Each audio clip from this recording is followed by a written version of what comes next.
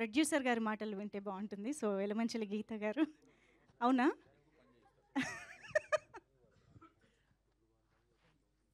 సభకు నమస్కారం అండి. ఈ రోజున నాకు చాలా ఆనందంగా ఉంది. ఎందుకంటే సనాతన ధర్మాన్ని అనుసరిస్తున్న వాళ్ళందరికీ ఈ రోజున చాలా శుభదినం. ఎందుకంటే ఈరోజు నాగపంచమి. నాగపంచమి సందర్భంగా మొదటి శ్రావణ శుక్రవారం సందర్భంగా ఆస్పిషియస్ డేగా భావిస్తూ new talent roar set production number 1 యొక్క రెండవ కార్యక్రమానికి ఇది ఇక్కడ చేసుకోవటం అనేది ఒక శుభదినంగా భావిస్తూ చేసుకోవటమే కాక మొదటి కార్యక్రమం అనేది మేము మా నందమూరి విశ్వవిఖ్యాత నటసార్వభౌమ నటరత్న పద్మశ్రీ నందమూరి తారక రామారావు గారి నటవారసులైన నటసింహం నందమూరి బాలకృష్ణ గారి జన్మదినం రోజున చేసుకోవడం జరిగింది. అది కూడా ఒక ఆస్పిషియస్ డే మాకు నందమూరి వంశ వీరాభిమానులందరికీ. అలాగే ఈ కార్యక్రమం కూడా ఘట్టమనేని మహేష్ బాబు గారి ప్రజెంట్ సూపర్ స్టార్గా భావిస్తున్న కీర్తించబడుతున్న ఘట్టమనేని మహేష్ బాబు గారి జన్మదిన రోజున జరుపుకోవడం కూడా నాకు పర్సనల్గా ఒక ఆనందదాయకమైన అంశం కింద భావిస్తున్నాను. అది ఎందుకంటే ఎలా అంటే నేను నందమూరి వంశ వీరాభిమానిగా అంటే రామారావు గారి అభిమానిగా మా గుడివాడలో అభిమాన సంఘం నడుపుతున్న సమయంలో కృష్ణ గారి అభిమానులతోనూ అక్కినేని నాగేశ్వర గారి అభిమానులతోనూ అలాగే శోభన్ బాబు గారి అభిమానులతో అందరితో ఆర్గ్యుమెంట్లు వాదోపవాదాలు తర్క వితర్కాలు చాలా చేసుకుంటూ ఉండేవాడిని. కానీ అందరూ సోదరులలాగా ఉండేవాళ్ళం. అదే కల్చరు నేను ఇక్కడ వచ్చిన తర్వాత ఏ హీరోతో చేసినా కూడా అందరి అభిమాన సంఘాల వాళ్ళు షూటింగ్లకు వస్తుండేవాళ్ళు. ఉదాహరణకి మహేష్ బాబుతో షూటింగ్ చేసినప్పుడు మహేష్ బాబు గారి అభిమాన సంఘాలలో వచ్చి నన్ను సోదరుడిగా భావించేవాళ్ళు. అలాగే నేను నాగార్జున గారితో షూటింగ్ చేస్తున్నప్పుడు నాగార్జున గారి అభిమాన సంఘం వాళ్ళు వచ్చి కూడా షూటింగ్లో నన్ను సోదరుడిగా భావించేవాళ్ళు. ఇంకా హరికృష్ణ గారితో చేస్తున్నప్పుడు బాలకృష్ణ గారితో చేస్తున్నప్పుడు మా నందమూరి వంశ వీరాభిమానులందరూ కూడా నన్ను చాలా సోదరుడిగా హక్కును చేర్చుకున్నారు. అలాగే నేను పవర్ స్టార్ మెగాస్టార్ మేనల్డ్ అయిన సాయిధరం తేజ్ చేసినప్పుడు కూడా వాళ్ళ అభిమానులు కూడా వచ్చి నన్ను అభిమాని కిందే సోదరుడి కింద అభిమాన కులం అనే ఒక సోదరుడి కింద నన్ను సోదరుడిగా భావించారు. సో అలా నన్ను భావించారు, అక్కడ కూడా అలా భావించారు. సినిమా ఫీల్డ్కి వచ్చి అసిస్టెంట్గా అసోసియేట్గా కో డైరెక్టర్గా నేను పనిచేస్తున్న రోజుల్లో వైజయంతి మూవీస్ అనే ఒక అద్భుతమైన సంస్థ, ఇప్పుడు కూడా అది అద్భుతమైన సంస్థే, ఎప్పటికీ అలాగే ఉంటుంది. మా నందమూరి తారక రామారావు గారు దానికి పేరు పెట్టారు. దానికి ఆ సంస్థ ఎప్పటికీ అలాగ విరాజిల్లుతూనే ఉంటుంది. ఆ సంస్థలో నేను అసోసియేట్గా కో డైరెక్టర్గా పనిచేస్తున్నప్పుడు అశ్విని దత్ గారు నాకు మాట ఇచ్చారు, దర్శకుడిగా నేను చేస్తాను చౌదరి అని. అందువలన అక్కడే ఉండిపోవటం జరిగింది. ఆయన ఒకానొక సందర్భంలో ఘట్టమనేని శివరామకృష్ణ గారు అంటే కృష్ణ గారి దగ్గర నా ప్రస్తావన తీసుకొస్తే దర్శకుడు చేద్దాం అనుకుంటున్నానని ప్రస్తావన తీసుకొచ్చినప్పుడు కృష్ణ గారు సరే ఇచ్చేద్దాం అన్నారు. మరి స్టోరీ చెప్పడానికి ఎప్పుడు పంపించమంటారు అని కృష్ణ గారిని దత్తు గారు అడిగారు. ఎందుకు మన రాఘేంద్రరావు దగ్గర చేస్తున్నానని చెప్పావు కదా, స్టోరీ చెప్పడం ఎందుకు అవసరం లేదు, మీరు ప్రకటన ఇచ్చేసుకోండి, ఎవరు హీరోయిన్ అనుకుంటున్నారు అని అన్నారు. నాకు అప్పుడే హిందీలో పరిచయమైన శిల్పా శెట్టి గారి మీద నా దృష్టి ఉందన్నమాట. సో శిల్పా శెట్టి గారని నేను చెప్పటం. సో అప్పటి బిఏ రాజు గారు ఈ కృష్ణ గారి అభిమాన సంఘంలో సూపర్ హిట్ మ్యాగజైన్ రన్ చేస్తుండగా ఆ సూపర్ హిట్ మ్యాగజైన్లో ఫస్ట్ న్యూస్ లాగా వచ్చిందనమాట. వైవిఎస్ చౌదరి దర్శకత్వంలో వైజయంతి మూవీస్ బ్యానర్ మీద కృష్ణ గారు హీరోగా, శిల్పా శెట్టి హీరోయిన్లుగా, వైవిఎస్ చౌదరి దర్శకత్వంలో అని నా మొట్టమొదటి ప్రకటన వచ్చింది. మొట్టమొదటి దర్శకత్వం అనే ప్రకటన వచ్చింది. సో అలాగా ఆయన అంత ఈజీగా దర్శకత్వం అనేది నాకు అవకాశం ఇస్తానని రాఘేంద్రరావు గారి దగ్గర చేస్తున్నాడు కదా అవకాశం అనేది, అంతే ఈజీగా నేను డైరెక్టర్ అయిన తర్వాత శ్రీ సీతారాముల కళ్యాణం చూస్తున్నారండి. సీతారామరాజు సినిమాలు అయిన తర్వాత మహేష్ బాబు రాజకుమారుడు షూటింగ్ జరుగుతుండగా నేను యువరాజు కథను కూడా ఒక 2-3 నిమిషాలు చెప్పాల్సి వచ్చింది. మొదటి సినిమా ఆయనది రిలీజ్ కాలేదు. గుడివాడలో నేను అభిమాన సంఘంలో తిరుగుతున్నప్పుడు అభిమానులతో పాటు, కృష్ణ గారి అభిమానులతో పాటు మహేష్ బాబు సినిమాలను చూశాను. నాకు కృష్ణ గారు వీళ్ళందరూ మీరు రామారావు గారి అభిమానులు కాబట్టి వాళ్ళంటే పడేది కాదు, కానీ మహేష్ బాబు అంటే ఎందుకో చైల్డ్ ఆర్టిస్ట్గా ఉన్న కాడి నుంచి చాలా ఇష్టం అన్నమాట. ఆ ఇష్టం అనేది అనుకోకుండా ఆయనకే కథ చెప్పాల్సిన పరిస్థితి వచ్చినప్పుడు ఆ 10 నిమిషాలు 5 నిమిషాల్లో యువరాజు కథని చెప్పడం జరిగింది. చాలా సెన్సిటివ్ ఎలిమెంట్ ఆ కథ. అలాగే ఆయనకి వెంటనే నచ్చేసింది. రాజకుమారుడు చేస్తున్న టైంలో సెట్స్లో గోల్కొండ ఫోర్ట్లో 10 నిమిషాలు చెప్తుండగా ఆయనకి వెంటనే నచ్చేసింది. నచ్చేసి ఆయన అన్నారు, ఆయన దగ్గర అప్పటికి కృష్ణ గారి దగ్గర 10-12 మంది ప్రొడ్యూసర్లు వెయిట్ చేస్తున్న టైంలో ఆయనకి కథ నచ్చేసి, ఏమంటే మీరు మంచి ప్రొడ్యూసర్ని తీసుకురండి, ఇవన్నీ పట్టించుకోవద్దు, 10-12 మంది వెయిట్ చేస్తున్నారని, మీరు ఒక ప్రొడ్యూసర్ని తెచ్చుకుంటే నేను 2వ సినిమా కింద ఈ సినిమా చేస్తున్నాను అని మాట ఇచ్చారండి. నా మొదటి సినిమా 2వ సినిమా చూడకుండా. అది ఆయన నా మీద ఉంచిన నమ్మకం అనమాట. నేను చెప్పిన విధానం కానీ అది కానీ ఆయన ఎందుకో ఇన్స్పైర్ అయ్యాడు. ఆయన ఎందుకో నచ్చింది. ఆయన నా మీద ఉంచిన నమ్మకం అనేది నాకు ఎంతో ఆత్మీయంగానో ఆప్తుడిలాగా భావించాను. అదే ఆత్మీయత, ఆప్తుడుగా నన్ను భావించిన ఆ అనుబంధం అదంతా కూడా సినిమా త్రూఅవుట్, యువరాజు త్రూఅవుట్ నేను అది కొనసాగింది. తర్వాత కూడా కొనసాగింది. యువరాజు దరిమిలా జరుగుతున్న చర్చలు, వాదోపాదాలు, సినిమా నిర్మాణ కార్యక్రమాల్లో జరుగుతున్నప్పుడు ఆయన మరీ పట్టుబట్టి, మీరు సొంతంగా నిర్మాణ సంస్థ పెట్టండి, ఎందుకు ఈ చర్చలు గిర్చలు, మీరు నిర్మాణ సంస్థ పెడితే నేను కథానాయకుడిగా ఉండి సినిమా చేస్తానంటే, ఆయన చెప్పిన మీదటే నేను బొమ్మరిల్లు అనే సంస్థ పెడతాం జరిగింది. ఆయన ఇంకా నాకు ఇష్టం లేదు యాక్చువల్గా నిర్మాతను అవటం అనేది. ఆయన 2-3 సార్లు పోరిన తర్వాత నేను వెళ్ళి బలవంతంగా, ఎందుకంటే అట్టి కఠినమైన చర్య అనమాట నిర్మాత అవటం అనేది, వెళ్ళి నిర్మాతగా అవటం జరిగింది. బొమ్మరిల్లు అనే సంస్థ, బొమ్మలు తయారు చేసే ఇల్లు బొమ్మరిల్లు. బొమ్మ అంటే సామాన్య మానవుడి భాషలో ఇంటివాడు బొమ్మ చూశాను, ఏఎన్ఆర్ బొమ్మ చూశాను అనేవాళ్ళు ఒకప్పటి రోజుల్లో. అందుకని బొమ్మలు తయారు చేసే ఇల్లు బొమ్మరిల్లు అనే ఒక అర్థవంతమైన పేరుతో బొమ్మరిల్లు అనే నిర్మాణ సంస్థని స్థాపించడం జరిగింది. తర్వాత మహేష్ బాబు గారి సినిమాలు ఆయన చాలా బిజీగా ఉన్న టైంలో నేను లాహిర్ చిత్రంతో ప్రారంభించిన వెంటనే, సినిమా రిలీజ్ అయిన వెంటనే ప్లాటినం డిస్క్ ఫంక్షన్ చేసి దాన్ని సినిమాని ఒక ప్రచారాన్ని ఊపొందించుకునే కార్యక్రమం చేయాల్సి వచ్చినప్పుడు ఆయనే స్వచ్ఛందంగా వచ్చి జెమినీ టీవీకి ఫోన్ చేసి డెకరేషన్ అది చేయించి ప్లాటినం డిస్క్ ఫంక్షన్కి ఆయనే స్వయంగా వచ్చి 2 గంటల కార్యక్రమం చేసి నాకు వెన్నింటి ఉన్నారన్నమాట. ఆయన ఒక ఆప్తుడిలాగా, ఒక ఆత్మీయుడిలాగా. సో అదంతా నేను వైవిఎస్ చౌదరి అంటే స్నేహం, నమ్మకానికి ప్రతిఫలం, కృతజ్ఞత చూపించుకునే విధానం అన్నమాట. నాలో నటన ఉండదు, యాక్టింగ్ ఉండదు, అనుబంధాలు తెంచుకునే ఒక తత్వం ఉండదన్నమాట. సో అది ఆ రుణాన్ని తీర్చుకుందామనే ఉద్దేశంతో ఆ సినిమా 100 డేస్ ఫంక్షన్ అప్పుడు సేమ్ ఇదే రోజున 2002 ఆగస్టు 9న నేను ప్రకటన ఇచ్చిన మేరకు, రిలీజ్ రోజున ఇచ్చిన ప్రకటన ఇచ్చిన మేరకు ఆగస్టు 9న గుడివాడలో ఎన్టీఆర్ స్టేడియంలో ఇదే మహేష్ బాబు బర్త్డే రోజు అనుకోకుండా వచ్చిన రోజున 2వ వారంలో జరపబడతాయని స్టేట్మెంట్ ఇచ్చిన ప్రకారం ఆగస్టు 9నే నేను చేసి రాజమండ్రి నుంచి దాదాపు ఆ రోజుల్లో 3-4 లక్షల రూపాయల క్రాకర్స్ తెప్పించి హ్యాపీ బర్త్డే మహేష్ బాబు అని చెప్పేసి నేను క్రాకర్స్ కాల్పించడం, అదంతా జెమినీ టీవీలో ఆ రోజున లైవ్ టెలికాస్ట్లో కూడా రావటం కూడా జరిగింది. సో అంతటి అనుబంధం, ఆ ఆత్మీయత ఉంది. అనుకోకుండా మళ్ళీ ఇదే రోజున ఈ ఫంక్షన్ చేసుకోవటం కూడా నాకు ఒక కోఇన్సిడెంటల్గా, యాదృచ్ఛికంగా నేను భావిస్తున్నాను. సో అంతటి ఒక బ్యాక్ అనుబంధం, ఎమోషన్ ఉంది ఈ కార్యక్రమానికి. ఇక ఈ కార్యక్రమానికి వస్తే, ఈ కార్యక్రమంలోని మెరుపులు ఏంటంటే, ఒక కథ సర్వేంద్రియానం నయనం ప్రధానం అంటే దృశ్యం అనేది ప్రధానం. సినిమాకి దృశ్యం అనేది మెయిన్.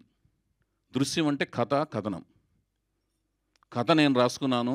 కథనం అనేది నా ఆలోచనలోంచి అర్థవంతమైన, సమర్థవంతమైన మాటలు రాయటానికి ఒక అద్భుతమైన వ్యక్తి కావాలని తపన పడుతున్న టైంలో పీపుల్ స్టార్ నారాయణమూర్తి గారు నాకు కంచె రిలీజ్ అయిన టైంలో నాకు ఇదే ప్రసాద్ ల్యాబ్ కాంపౌండ్లో ఎదురయ్యారు. నాకు ఆయన నన్ను బసో సౌత్ ఇండియా సుభాష్ గాయ్ అని సరదాగా అంటుంటారు నన్ను నారాయణమూర్తి గారు. ఎప్పటి నుంచిన ఆయన ఆవేశం అలా ఆయన చుట్టూ తిరుగుతుంటుంది. ఆయన మనిషి ఎలా ఉన్నా ఆయన చాలా ఆవేశపరుడు. ఆయన కూడా నాకు ఇన్స్పిరేషన్ అనమాట. ఆయన ఈవి సత్యనారాయణ గారు నేను బ్యానర్ పెడతాక ఇంకో రకమైన ఇన్స్పిరేషన్ అనమాట. సొంత బ్యానర్ పెట్టకపోతే వాళ్ళ ఈవీవి గారు సెకండ్ ఇన్నింగ్స్ లేదు. సొంత బ్యానర్ పెట్టకపోతే పీపుల్ స్టార్ నారాయణమూర్తి గారు మన ఆంధ్రప్రదేశ్కి పీపుల్ స్టార్గా కనపడేవాళ్ళు కాదు. వాళ్ళిద్దరికీ కూడా నేను లాహిర్ 100 డేస్ ఫంక్షన్ అప్పుడు సన్మానం చేసుకున్నాను. 100 డేస్ వేదిక మీద పిలిచి కృతజ్ఞతలు తెలియజేసుకున్నాను. సో ఆయన కనపడి కంచె సినిమా చూసారా, అద్భుతమైన డైలాగ్ రైటర్ వచ్చాడు, చాలా అర్థవంతంగాను సారవంతమైన మాటలు రాస్తున్నారు, వెళ్ళి అర్జెంటుగా చూడండి మీరు అని ప్రసాద్ ల్యాబ్లో కనపడి నన్ను అర్జెంటుగా పీవీఆర్లో ఎదురుగుండా, అప్పుడు సినిమాక్స్ అనమాట, రాఘవేంద్ర గారు సినిమాక్స్లో పంపించే సినిమా చూపించారు, చూడమని చెప్పొచ్చారు. సో నేను వెంటనే వెళ్ళి చూడటం జరిగింది. చూసిన తర్వాత అర్రే ఇప్పుడు నేను సినిమా చేయట్లేదు, ఎందుకు నాకు ఆ సినిమా తర్వాత గ్యాప్ వచ్చింది, అంటే రే సినిమా ఇంకా పోస్ట్ ప్రొడక్షన్ వర్క్లో జరుగుతుంది, మళ్ళీ ఎప్పుడు సినిమా తీస్తానో ఏంటో, సినిమా తీసినప్పుడు మాత్రం డెఫినెట్గా ఈ డైలాగ్ రైటర్ గారిని పెట్టుకోవాలి, ఈయన ఎవరో నాకు పరిచయం లేదు, ఎలాగో అప్రోచ్ అవుదాంలే అని అనుకుంటా గ్యాప్ ఇలా అయింది. ఈలోగా ఈయన ఆరోహణ క్రమంలో ఇలా పెరుగుతూ వెళ్ళిపోయి పెద్ద పెద్ద సినిమాలు, ప్రతిభావంతమైన డైలాగ్సు, సారవంతమైన డైలాగ్సు, తెలుగు భాషకి గుర్తుకు తెచ్చే ఒక చిన్న డైలాగులో ఒక సీనును, ఒక సినిమా యొక్క సారాంశాన్ని తెలియజెబుతూ మన ఆలోచింపజేసే డైలాగులు రాస్తూ, సంభాషణలు రాస్తూ, ఇంటికి వెళ్ళినా కూడా అంటే మహానటి ఇంటర్వెల్ సీన్ అయితే అసలు ఒకటి కాదు, అంటే ఒకటి గురించి చెప్తే మిగతా దాన్ని మనం అనాథలుగా వదిలేసినట్టు. ఒక తల్లికి ఒక బిడ్డ గురించి పొగిడితే మిగతా బిడ్డలు ఏంటి అని బిడ్డలు ఫీల్ అవుతారని తల్లి చెప్పకుండా అందరూ నాకు సమానమే అంటారు చూడండి. అట్లాగూ అన్ని సినిమాలకి న్యాయం చేశారు. సినిమాలు ఇప్పుడు కథానాయకుడు మహానాయకుడు సినిమాలు ఉన్నాయి, అందులో అన్ని డైలాగ్స్ అద్భుతంగా రాశారు. సో అట్లాంటి ఈయనతో ఎప్పుడు పని చేయాలి అని అనుకుంటున్న టైంలో నాకు ఇంతకుముందు డైలాగ్స్ రాసిన వాళ్ళు కూడా అద్భుతంగా రాశారు. వాళ్ళని ఎంతో కష్టపెట్టాను, వాళ్ళు కష్టపడ్డారు. ఉదాహరణకి నాకు ఫస్ట్ సినిమా నాకు ఎంతో ఇష్టపడి నేను ఎంతో అభిమానించి చేరువయ్యి రాయించుకున్నది జంజాల్ గారితో నా ఫస్ట్ ఫిలిం. ఆయనకి నేను ఫ్యాన్ని. రెండో సినిమా పోసాని కృష్ణమురళి. అలాగే తర్వాత నుంచి నాకు పరిచయం అయ్యాడు చింతపల్లి రమణ గారు. ఆయన ఎక్సలెంట్గా ఆయనతో అసోసియేషన్ చాలా సినిమాలు కొనసాగింది. ఆయన అన్ని రకాలుగా కష్టపడ్డారు. చింతపల్లి రమణ గారు అద్భుతంగా నాకు సహాయ సహకారాలు అందించారు. అద్భుతమైన విజయాలు ఆయన ద్వారా వచ్చినాయి నాకు. ఈ తర్వాత ఈయన నాకు నెక్స్ట్ సినిమా చేస్తే ఈయనతోనే చేయాలి అని అనుకున్న టైంలో ఈయన ఎదిగిపోయాడు. అన్నగారు మీరు ఎదిగిన నా పట్ల అదే మీరు కంచెప్పుడు నేను చూసిన అదే విధేయత, అదే నేను అప్రోచ్ అయినప్పుడు అంతే స్నేహపూర్వక సంబంధాలతో. ఇంకొక అదృష్టం ఏంటంటే ఈయనకి నాకు కామన్ ఫ్యాక్టర్ ఏంటంటే రామారావు గారంటే నాకు ఎంత గాఢమైన అభిమానం ఉందో అంతకు మించిన గాఢమైన అభిమానం ఆయనకు కూడా ఉంది. ఆయన పట్ల స్టడీ ఉంది. సో మీ ఇద్దరం కలిసి పనిచేయడం అనేది నా అదృష్టం కింద భావిస్తున్నాను ఈ సినిమాకి. సో కథనం, దృశ్యం, సర్వేంద్రియానం నయనం ప్రధానం అంటే దృశ్యం పరంగా నేను ఎంతో కష్టపడ్డానని నేను భావిస్తున్నాను, కష్టపడుతూనే ఉంటాను. సినిమా వరకు నేను చేయగలిగింది అదొకటే. కష్టపడాలి కూడా, అది నా కర్తవ్యం, అది నా బ్రెడ్ బటర్ అండ్ కీర్తి ప్రతిష్టల కోసం నేను చేయాలి. సో ఆయన దొరికారు. ఇక నయనం అంటే కళ్ళు కోల్పోయిన వాడికి శ్రవణం ప్రధానం అవుద్దన్నమాట. అంటే చెవుల ద్వారా విన్న తర్వాత ప్రపంచాన్ని ఊహించగలిగే శక్తి, సంపద ఓన్లీ చెవుల మీద డిపెండ్ అయి ఉంటాడు. అంటే శబ్దం, ఆ శబ్దంలో విని శబ్ద తరంగాల ద్వారా మీరు కూర్చోవచ్చండి కాసేపు. అక్కడ నా కాళ్ళు నొప్పులు వస్తున్నాయి, దయచేసి కూర్చోండి. నా కాళ్ళు ఎందుకు నొప్పులు వస్తున్నాయో అర్థం కాలేదు, దయచేసి ప్లీజ్. అయితే ఈ శబ్ద తరంగాలు వస్తుంటాయి కదా, ఈ శబ్ద తరంగాలు అనేది దృశ్యంతో పాటు ఈక్వల్గా ప్రధానమైనది శబ్ద తరంగాలు. దానికి సాహిత్యం అంటే నేను నా సినిమాలు తయారవుతున్న కాడి నుంచి కూడా ఫస్ట్ నుంచి కూడా నాకు సాహిత్యము, సంగీతం అనేది కథానాయకుడు, నాయకుల కింద ఫీల్ అవుతూ ఉంటాను, భావిస్తూ ఉంటాను. అట్లా నేను భావించినప్పుడు నా మొట్టమొదటి సినిమా నేను 13 ఏళ్ల తర్వాత ఎలాగ డైరెక్షన్ సంపాదించడం జరిగిందో అక్కినే నాగార్జున గారి దృష్టిలోకి వెళ్ళి నేను లాహిర్ సినిమాలో ఒక డైలాగ్ రాశాను. నేను అనుకున్నవి అచ్చిమాంబ మనం అనుకున్నవి అప్పుడప్పుడు అనుకోనివి అప్పుడప్పుడు జరుగుతుంటాయి. అనుకున్నవి అప్పుడప్పుడు జరుగుతుంటవి. అనుకోనివి అప్పుడప్పుడు జరుగుతుంటాయని ఇది ఒక డైలాగ్ రాశాను. తిరకాసు డైలాగ్ లాంటిది. అలాగే నేను నేను నాగార్జున గారి దగ్గర అవకాశం పొందిన తర్వాత ఎందుకు పొందాల్సొచ్చింది? నేను ఎన్టీ రామారావు గారి అభిమానిని. నాకు ఆ అవకాశం ఇచ్చింది ఎవరు? నేను నాగేశ్వరరావు గారితో విపరీతంగా వాదోపవాదాలు చేస్తుండేవాడిని. అగ్నిపుత్రుడు సినిమాలు చేస్తున్నప్పుడు. నాగార్జున గారికి కూడా తెలుసు నేను రామారావు గారి అభిమానిని. అయినా మానవతా దృక్పథంతో వాళ్ళకి తెలిసినా, నేను రామారావు గారి అభిమాని అని తెలిసినా కూడా వాళ్ళొచ్చి నాకు నా యొక్క కష్టపడే తత్వాన్ని గమనించి నాగేశ్వరరావుకి తెలిసినా, నాగార్జున గారికి తెలిసినా నాకు అవకాశం ఇచ్చారు. అలాంటి నాగార్జున గారు అవకాశం ఇచ్చినప్పుడు ఆయనతో నేను ఆర్గ్యుమెంట్లు, వాదోపవాదాలు చేసి కీరవాణి గారే నా మ్యూజిక్ డైరెక్టర్గా ఉండాలి అని నేను ఆయనతో కన్విన్స్ చేసి చేయాల్సి వచ్చింది. ఆ సిచ్యువేషన్ అదంతా చేసి కన్విన్స్ చేసి, ఎందుకంటే అంతకుముందు వాళ్ళు సందీప్ చౌతా గారితో సినిమా చేశారు నిన్నే పెళ్ళాడతా. ఆ సందర్భంగా తనతో ట్రావెల్ అయ్యే ఒక మూడ్లో ఉన్నప్పుడు నాకు కీరవాణి గారు కావాలని నేను పట్టుపట్టే ప్రాసెస్లో నేను కీరవాణి గారితో వెళ్ళింది. కీరవాణి గారితో అన్నప్పుడు కీరవాణి గారు అంటే ఏమిటి? మనం ఏంటంటేనండి, మన ముందు ఉన్నవాళ్ళు మహానుభావులైన సామాన్య మానవులుగానే కనపడుతుంటారు. దూరంగా ఉన్నప్పుడు సామాన్య మానవులు కనపడుతుంటారు. దగ్గరగా వెళ్ళి వాళ్ళతో మాట్లాడినప్పుడు సామాన్యంగానే ఉన్నారు కదా అనిపిస్తుంటుంది. అదే వేరే దేశస్తులైతేనేమో మహానుభావులకు కనపడుతుంటారు. అసలు వేరే కాలమానవుల పరిస్థితులు ఉన్నప్పుడేమో మహాపురుషులు, యుగపురుషుల్లా కనపడుతుంటారు. అలాంటి యుగపురుషుడే కీరవాణి గారు. ఆయన మన కాలమాన పరిస్థితుల్లో కాకుండా వేరే కాలమాన పరిస్థితుల్లో పుడితే ఆయన్ని మన యుగపురుషుడి కింద భావించేవాళ్ళం. ఎందుకంటే ఆయన చేస్తున్న క్రాఫ్ట్లో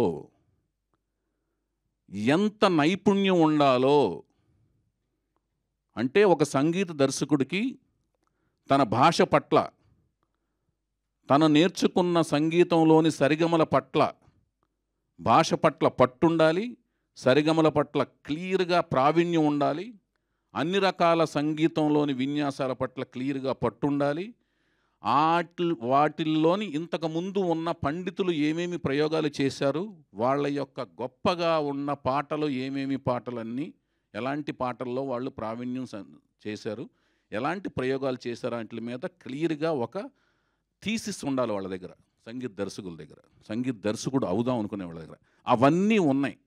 అన్ని రకాల సంగీత దర్శకుల యొక్క ఆటుపోట్లు, వాళ్ళ యొక్క పట్లు అన్నీ కూడా కీరవాణి గారి మస్తిష్కంలో ఇక్కడ ఉంటాయి. అలాంటి సంగీత దర్శకులు మన కళ్ళ ముందు అసలు అతి తక్కువ కాదు, లేరనే చెప్పాలి. అందుకునే ఆయన యుగపురుషుడు లాంటి మనిషి అని చెప్తున్నాను. మన కళ్ళ ముందు ఉన్నాడు కాబట్టి మనకి సామాన్యుల్లాగానో లేకపోతే ఒక మహానుభావులాగానో కనపడుతున్నాడు.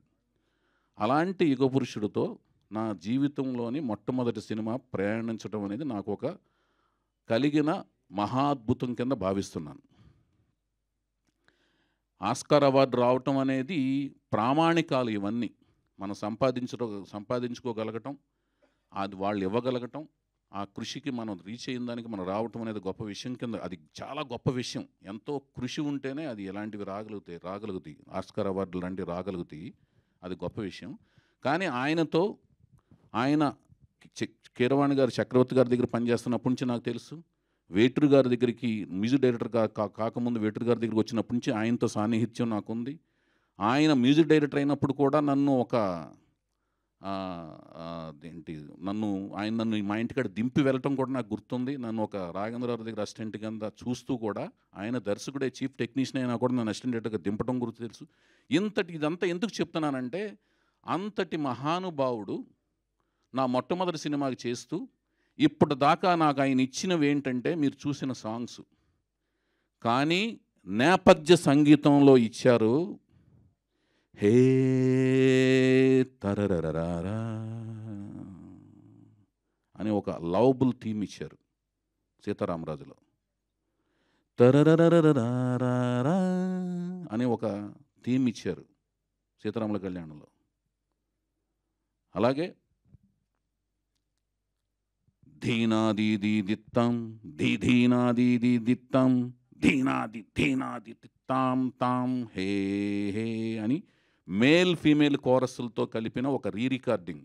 సినిమా ఇండస్ట్రీ అంతా కూడా ట్రంపెట్లు, వైలెన్స్లు, బ్యాంగ్స్తో వెళ్తున్న టైంలో అటు కాదు రికార్డింగ్, ఇటు ఒకటి ఉంది అని ఒక కొత్త రికార్డింగ్ స్టార్ట్ చేసిన సినిమా సీతారామరాజు. ఆ సీతారామరాజులో మేల్ ఫీమేల్ కోరస్లతో స్టార్ట్ చేసి దానికి తదనంతరం సీతయ్య సినిమాలో, లాహిర్ లాహిర్ సినిమాలో దే దబదే అనే ఒక రికార్డ్. ఇవన్నీ నాకు ఆయన ఇచ్చిన అస్త్రాలు. ఆ అస్త్రాలతో నన్ను ఎదిగించి ఆయన నాకు ఒక దారి దిక్సూచి కలిగించారు. అలాంటి మహానుభావుడితో మళ్ళీ ఆనాటి హృదయాల ఆనంద గీతం ఇదేలే అన్నట్టుగా అన్నదమ్ముల అనుబంధంలాగా ఆయన కుటుంబ సభ్యుల్లో ఒక సభ్యుడిగా నేను ఎప్పుడు భావిస్తూ ఉంటాను. ఆయన నన్ను కూడా ఆయన కుటుంబ సభ్యుల్లో ఒక సభ్యుడిగా భావిస్తుంటారు. అలాంటి మహానుభావుడు నన్ను మళ్ళీ నేను కొంత గ్యాప్ తర్వాత ఆయన అప్రోచ్ అయినప్పుడు అంతే ఆత్మీయంగా, అంతే అనుబంధంగా నన్ను చేరదీసుకుని ఈ సినిమా చేస్తానని ఒప్పుకోవటం, ఈ స్క్రిప్ట్ని ఆయన పరిశీలించి మొత్తం స్టడీ చేసి దీన్ని చక్కగా ఆయన యొక్క సలహాలు సూచనలు ఇస్తానని, తర్వాత చక్కగా దీని పని పడదాం అని సలహా సూచనలతో ముందుకు వెళదామని ఆయన చెప్పటం అంతా కూడా నాకు ఒక పెద్ద అన్నయ్యలాగా అని అనిపించింది. ఒక ఆత్మీయులుగా, కుటుంబ సభ్యులుగా నన్ను తీసుకోవటం అనేది నాకు చాలా ఆనందం కలిగింది. కీరవాణి గారు, దీనికి సభాముఖంగా ఈ కార్యక్రమం సందర్భంగా మీకు ధన్యవాదాలు తెలియజేసుకుంటున్నాను సార్. శతకోటి వందనాలు తెలియజేసుకుంటున్నాను. ఇంకా చాలా చెప్పాల్సింది ఉంది మీ గురించి, అది తర్వాత మనం బోల్డ్ సభల్లో చెప్పుకుంటాను. ప్రత్యేకించి ఒక కార్యక్రమే చేస్తాను దాని గురించి. అది తర్వాత చంద్రబోసు గారి గురించి కూడా ఇంతేనండి. సాహిత్య చిచ్చర పిడుగు. సాహిత్య చిచ్చర పిడుగు అంటేనండి అది చాలా చిన్న మాట అండి. చిచ్చర పిడుగు అనే మాట ఏంటంటే, పెద్దవాళ్ళు చిన్నగా కనపడటం కంటే కూడా చిన్నగా ఉంటూ కూడా పెద్ద పెద్ద విషయాల్ని ఆవిష్కరించటం అనమాట. తను చిన్నపిల్లలా కనపడతాడు, పెద్ద పెద్ద విషయాలను ఆవిష్కరిస్తుంటాడు. ఇతనేనా ఇంత పెద్ద విషయాల్ని, ఇంత ఆలోచనల్ని, ఇంత థింకింగ్ ప్యాటర్న్ ఉన్నట్లని రాయగలుగుతాడు అని చూస్తేనేమో ఇలా వస్తాడు, కంగారుగా మాట్లాడుతుంటాడు, కుందేల్లాగా ఉంటాడనమాట. చాలా కుందేల్లాగా హడావుడి కంగారుగా మాట్లాడతారు, వెళ్ళిపోతుంటాడు.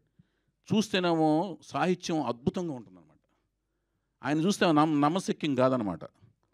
రాసిన ప్రతిదీ పండితులందరితోనూ మళ్ళీ రీచెక్ చేసుకునే ఒక వినయం ఉంది ఆయన దగ్గర.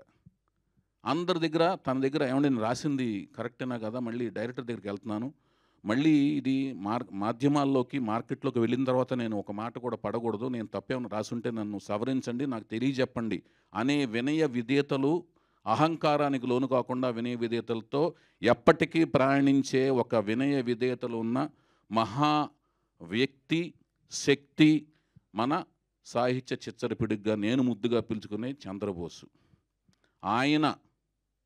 ఆయన కూడా నాకు అరుదుగా, అంటే చాలా లేటుగా, ముందు నాకు వేటూరు సుందరమూర్తి గారు రాశారు, తర్వాత నాకు సీతారామ శాస్త్రి గారు అంటే మహా అనుభవంతో ప్రయాణం స్టార్ట్ అయింది నా జీవితం, సంగీతం పరంగా, సాహిత్యపరంగా. తర్వాత వేటూరు గారు నా గురువు గారు అనమాట. ఆయన దత్తపుత్రుడిగా, నేను సినిమా ఇండస్ట్రీ అందరికీ తెలుసు, నేను ఆ దత్తపుత్రుడిగా ఆయన వేటూరు గారు. తర్వాత చంద్రబోసు గారు పరిచయం అయ్యారు. అలాగే మధ్యలో నారాయణ రెడ్డి గారితో కూడా కొన్ని పాటలు రాయించుకున్నాను. అక్కడి నుంచి చంద్రబోసు గారితో స్టార్ట్ అయింది. చంద్రబోసు గారు ఒప్పుకోవటం కూడా ఇది నేను ఒక అద్భుతమైన కార్యక్రమం కింద ఫీల్ అవుతున్నాను. ఇంతకుముందు నేను చెప్పిన మ్యూజిక్ డైరెక్టర్స్ విషయంలో కూడా కీరవాణి గారితో ప్రారంభించినా కూడా నేను మధ్యలో రమణ గోగుల్ గారితో, చక్రి గారితో, సందీప్ చౌతా గారితో, మణిశర్మ గారితో, వీళ్ళు నలుగురితో కూడా 4 సినిమాలు చేయటం జరిగింది. వాళ్ళు కూడా ఎంతో నాకు ఇష్టమైన, నేను ఎంత కష్టపెట్టినా మంచి ఇష్టమైన మ్యూజిక్ ఇచ్చారు. వాళ్ళకు కూడా థ్యాంక్ యూ చెప్తూ ఈ సందర్భంగా, అలాగే చంద్రబోసు గారికి మరొకసారి ధన్యవాదాలు చెప్తూ, అసలు ఈ కార్యక్రమానికి మరొక ముఖ్యమైన విశేషం ఏంటంటే, లాస్ట్ ఈవెంట్లో మనము పరిచయం చేసుకున్నది నందమూరి తారక రామారావు గారని, రామారావు గారి విశ్వవిఖ్యాత నటసార్వభౌమ నందమూరి తారక రామారావు గారి 4వ జనరేషన్, అంటే 4వ జనరేషన్. మొదటి జనరేషన్ రామారావు గారు, నెక్స్ట్ వారసులు బాలకృష్ణ గారు. బాలకృష్ణ గారు అన్నయ్య గారితో పనిచేశాను, బాలకృష్ణ గారితో పనిచేశాను. హరికృష్ణ గారి కొడుకు జానకిరామ్ గారు బిడ్డ నందమూరి తారక రామారావు గారి పేరు, ఆయనే మా సినిమా కథానాయకుడు. ఆయన పేరుని పరిచయం చేశాను, ఆయన కథానాయకుడు. ఇప్పుడు కథానాయిక ఎవరు? నేను చాలా సినిమాలకి నేను పరిచయం చేసే వాళ్ళకి కేర్ ఆఫ్ అడ్రస్గా నిలిచాను. దేవుడి దయ వల్ల, మా తల్లిదండ్రులు నాకు ఇచ్చిన జన్మ వల్ల, రామారావు గారు ఇచ్చిన స్ఫూర్తి వల్ల, ఎన్టీ రామారావు గారు ఇచ్చిన స్ఫూర్తి వల్ల, కృషి, పట్టుదల, దీక్ష ఆయన ఇచ్చెళ్ళారు. ఆ మార్గదర్శనం నడవటం వల్ల నేను నిలిచాను. సో చాలామంది అమ్మాయిలను పరిచయం చేశాను. వాళ్ళందరినీ బాంబే నుంచి తీసుకురావటం జరిగింది. ఎప్పటి నుంచో నా మనసులో జయప్రద గారు, జయసుధ గారు, శ్రీదేవి గారు, విజయశాంతి గారు, ఇలా చాలామంది మన తెలుగు ఇండస్ట్రీ నుంచి చాలామంది, ఇప్పుడు వాణిశ్రీ గారు, ఎంత అద్భుతమైన నటి వాణిశ్రీ గారు, ఇలా ఎంతోమంది మన తెలుగు ఇండస్ట్రీ నుంచి తెలుగు వాళ్ళు వచ్చారు కదా, మన తెలుగు వాళ్ళని మనం పరిచయం చేయలేమా అని ఒక ఆలోచన. ఇంకా వీళ్ళకి డైరెక్టర్లకినో ఇండస్ట్రీకి బాంబే నుంచి ఇతర రంగాల నుంచి పరిచయం చేయడం తప్పితే మన తెలుగు వాళ్ళు వీళ్ళు దొరకరా అని మన తెలుగు వాళ్ళలో ఇలాంటి ఆలోచనలు ఎప్పుడో 2012లో 13లో వచ్చినప్పుడు దానికి కార్యరూపం దాల్చే కార్యక్రమంలో నేను వెతుకుతున్న ప్రాసెస్లో మన తెలుగు వాళ్ళలో ఒక అమ్మాయి, నాకు ఒక సోషల్ నెట్వర్క్స్లో ఒక అమ్మాయి నా కళ్ళలో పడింది. ఆమె చక్కగా చాలా బాగుంది. చక్కగా 5 అడుగుల 7 అంగుళాల దాకా ఉంది. చక్కటి శంఖం లాంటి మెడ, చక్కటి కళ్ళు,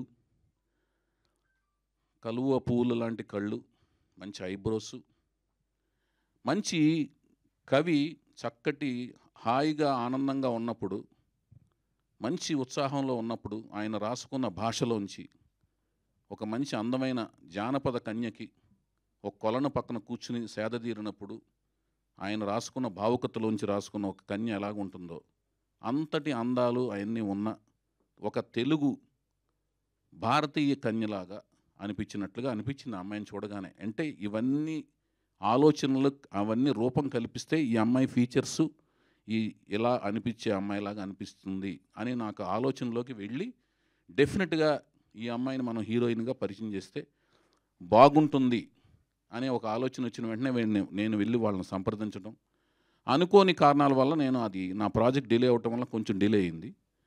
చక్కటి నేను చెప్పినట్టుగా మంచి శంఖం లాంటి మెడ, మంచి కేసు సంపద బారుగా ఎక్కడ దాకా ఉంటుంది అమ్మాయికి, వెనక దాన్ని మన తెలుగులో పిరుదుల దాకా అంటాం, అక్కడ దాకా ఉంటుంది. ఒరిజినల్ హెయిర్ అది, చక్కటి కలుపు లాంటి కళ్ళు, కోటేరు లాంటి ముక్కు, మంచి లిప్స్.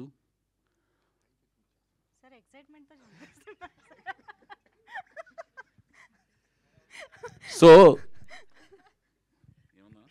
హైప్ ఎక్కువ ఇచ్చేస్తున్నారు. సరేనండి, అంత ఇస్తే కానీ అంటే దానివలన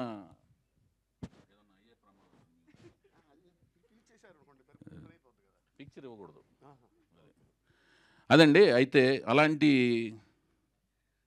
సార్ అన్నగారు దయచేసి ప్లీజ్. సరే, అయితే అంతటి లక్షణాలు ఉన్న ఒక అమ్మాయిని నేను, అంటే ఇదంతా నా ఇమాజినేషన్స్లో, మీరు చూసే పిక్చరు మీకు ఏమనిపిస్తుందో ఏంటో తెలియదు, కానీ నేను చూపించినప్పుడు అలా ఉంటుందనే ఉద్దేశంతో నేను చెప్పేది కూడా అదే. ఇప్పుడు ఇంతకుముందు కూడా చెప్పేది. ఇప్పుడు ఇలియానా అని ఒక డైరెక్టర్, నాకు ఇలియానా నా దృష్టిలో పడింది, ఇంకొక డైరెక్టర్ దృష్టిలో కూడా పడింది. ఇంకొక డైరెక్టరు చాలా మంచి హీరోయిన్లు ముగ్గురు హీరోయిన్లు పరిచయం చేశాడు, పెద్ద డైరెక్టర్ ఆయన కూడా. ఆయన 3 నెలల కోచింగ్ ఇచ్చిన తర్వాత ఆ అమ్మాయికి ఎందుకో ఆయనకు నచ్చలేదు, ఆ సినిమాలోంచి ఆ అమ్మాయిని తీసేశాడు. బట్ నేను చాలా హ్యాపీ ఫీల్ అయ్యి ఆ అమ్మాయిని వెంటనే తీసుకున్నాను. నాకు ఆ అమ్మాయి చాలా బాగా నచ్చింది కాబట్టి నేను ఆ అమ్మాయిని సినిమాలో చూపించాను, మీ అందరికి కూడా నచ్చింది. ఇక్కడ నాకు నచ్చింది, నేను చూపించిన తర్వాత మీ అందరికి నచ్చచ్చు, అది అర్థమవుతుంది కదండి. నా కళ్ళతో నేను చూసి నేను ఊహించుకుని చెప్తున్నాను, ఓకేనండి. సినిమాలు చూసి చెప్పండి, ఫోటో రిలీజ్ చేసిన వెంటనే కన్ఫ్యూజ్ కాకండి, కన్క్లూజన్కి రాకండి దయచేసి, అర్థమైంది కదండి. దానికి సంసిద్ధంగా తయారు చేసి అద్భుతంగా చూపించడానికి నా ప్రయత్నం నేను చేస్తాను, నా నేను కృషి చేస్తాను, ఓకే. అయితే అలాంటి అమ్మాయిని వాళ్ళని ఒప్పించడం, ఆ అమ్మాయి దేవుడు దయ వల్ల మన తెలుగు కళ అయిన కూచిపూడి క్లాసికల్ డాన్సర్, ఓకేనండి. చిన్నప్పటి నుంచి క్లాసికల్ డాన్సరు. మన సినిమా దర్శకుల దగ్గర నుంచి కూడా అవార్డులు పొందింది ఆవిడ. దేవుడి దయ వల్ల నా దృష్టిలో పడింది. కొంచెం డిలే అయింది. ఆ డిలే అవటం అనేది ఆ అమ్మాయి మంచిగా జరిగిందని నేను ఫీల్ అవుతున్నాను. సో ఆ అమ్మాయి ఎవరో కాదు. ఆ పేరు చెప్పేస్తారా మీరు? మీకు తెలుసా నాకు తెలియదు అన్న? మీకు తెలుసా అన్న? మీకు తెలీదు? సారీ, నీకు తెలుసు కానీ ఈ నువ్వు చెప్పేరా యుక్త, నువ్వు వచ్చాక స్టేజ్ మీద నీకు ఏదైనా కార్యక్రమం అవ్వాలి. ఆయన టీజ్ చేస్తున్నారు యాక్చువల్లీ. వర్ణించడం అంతా అయిపోయాక ఇంత గ్యాప్ వస్తే దీన్ని టీజింగ్ అంటారు sir.